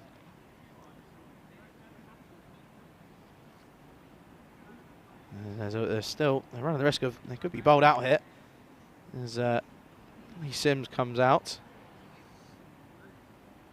Please come on, Simmer, here we go. Well, see if Simmer can provide us with a few fireworks to end the game. That run rate is creeping up 25. Well, he hits this well, but Lateen is there once more. And it's just a single.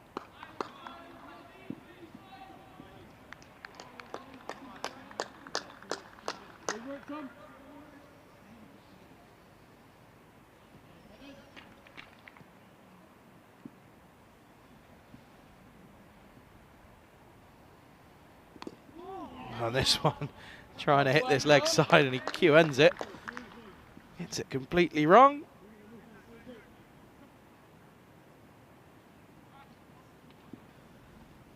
Ramagi holding pretty well though. This is short, been miscued. Opportunity, gets back pretty safely in the end. Pretty comfortable single.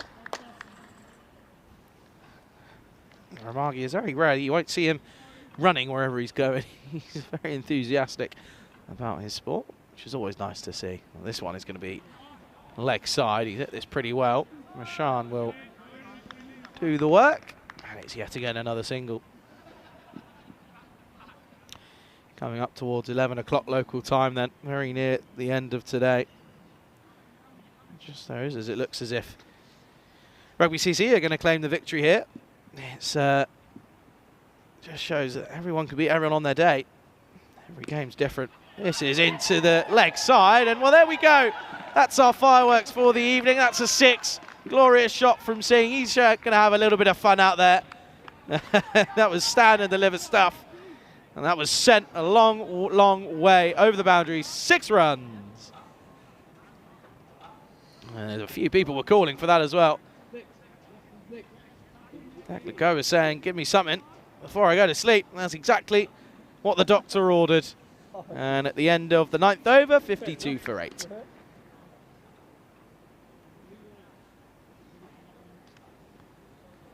So then, final over of this evening's play, and it's going to be Christopher Gomila is going to take the final over. Then 38 required, so unless there's a noble 6, then that's going to be all she wrote. Gomila with that power stance, I love it. He's ready, he knows what he's going to do. Watch, look out. Going to be a bit of snow on this, I reckon, as it comes back down, as it re-enters the earth, re-enters the atmosphere.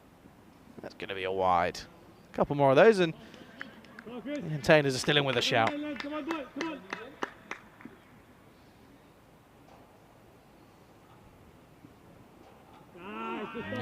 Good bit of bowling. Sims unable to get anything on it.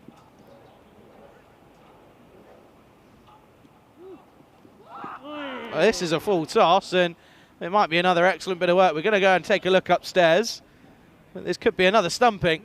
It could be an incredible bit of work. It is. I think for me, he might be gone. Sims looks as if he was trying to get it going on away. And this is it here. He throws it. See if that bats down or not is the question.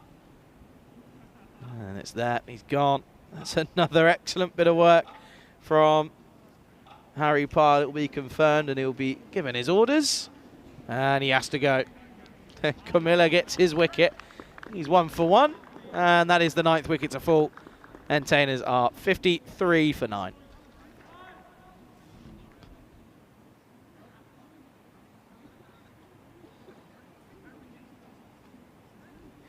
Next batsman then is Charles Borastero.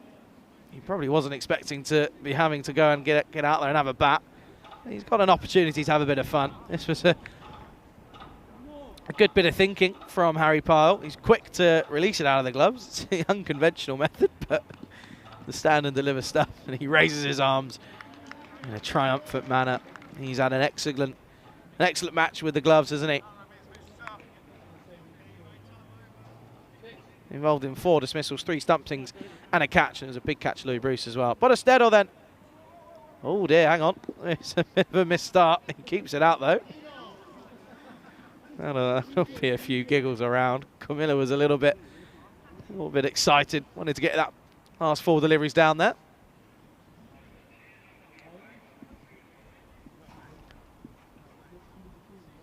And there's just a bit of a pause in play here. Gomila then trying to pick up his second. Oh, that's not going to do it. That's going to be a wide. A few more of those. Might have a game on our hands.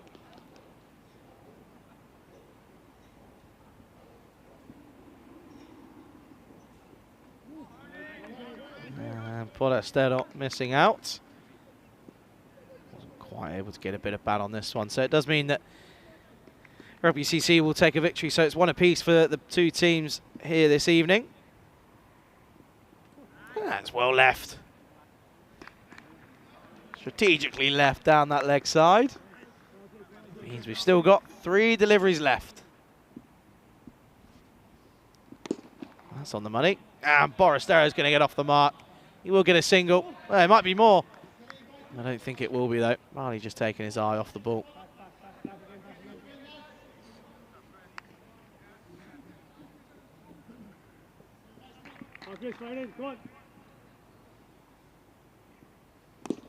This is hit down the ground. Borastero can't get out of the way. Well, Singh's going to be a little bit annoyed. He hit that pretty well, but Charles Borastero unable to get out of the way.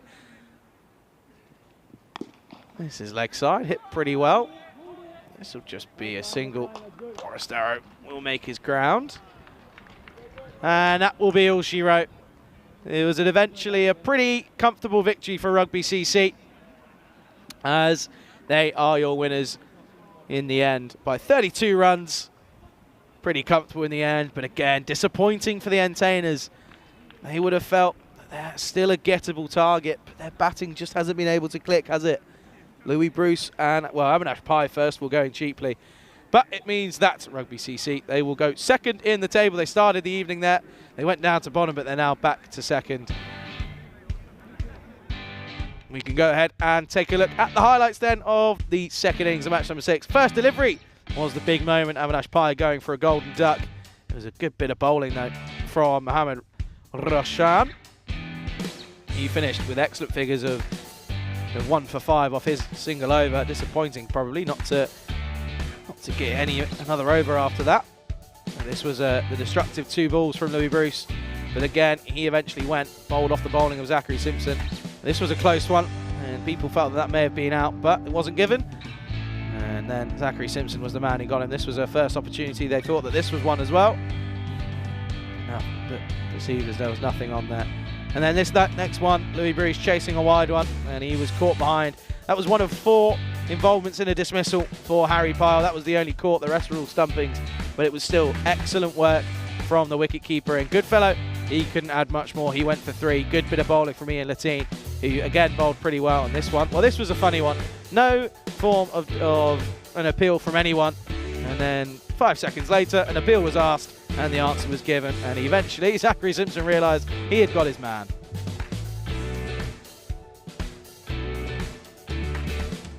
That was another stumping for Harry Pyle.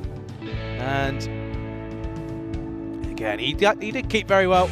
But that just goes to show what happens when you have a keeper up to the stumps and just causes problems. And look, he ended up getting 3 stumpings out of it for his troubles. So that really does show what can happen when you've got a keeper capable of good things. And Harry Pyle just showing exactly. That was a bit of a lucky one. Manages to get a little bit on the bail, and it just trickled off in time. Nicola Farney giving him a bit of a send-off. Mr. Cricket himself, hey.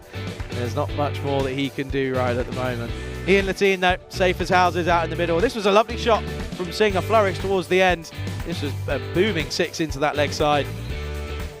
But again, this was the final stumping. It was off the bowling of Christopher Gamilla. Stenbot Charles Bodestero. He ended up 1 not out. That was all she wrote. That's a victory apiece then for these 2 teams here this evening. Handshakes all round, of course. Camaraderie is key. But that's all she wrote then. A victory for both teams. Just goes to show cricket is the winner all the time here on the European Cricket Network. But how close is the competition here in Gibraltar? Every team's beating each other once or twice each time. And, well, of course, we know that all 4 teams will play each other 10 times in this tournament. So there's going to be plenty of ups and downs coming for every single team. But again, highlights for a few players. I thought Ian Latine was quality once more. The skipper of Rugby CC. I thought he played astonishingly in both games, and he led from the front. And Louis Bruce and Avinash Pai yet again not coming off. What's going on in the entertainers camp? They've got a lot to work on as they are sat bottom of the table at the moment. But they will know that they've got it in them to get themselves back into. It's been an absolute pleasure to call the games for you once more here in Gibraltar. A huge thank you to everyone in the live chat and YouTube, and everyone around the world tuning in on FanCode and on our YouTube channel. A huge thanks to Spring Productions, of course. Without them, none of this is possible. They have been outstanding again. Had a little bit of work to do today, earning their money. So huge thanks to Andrews, to Richard, and to Ramans. A huge applause to them. Also, huge thanks to the Blue Crew here on the ground.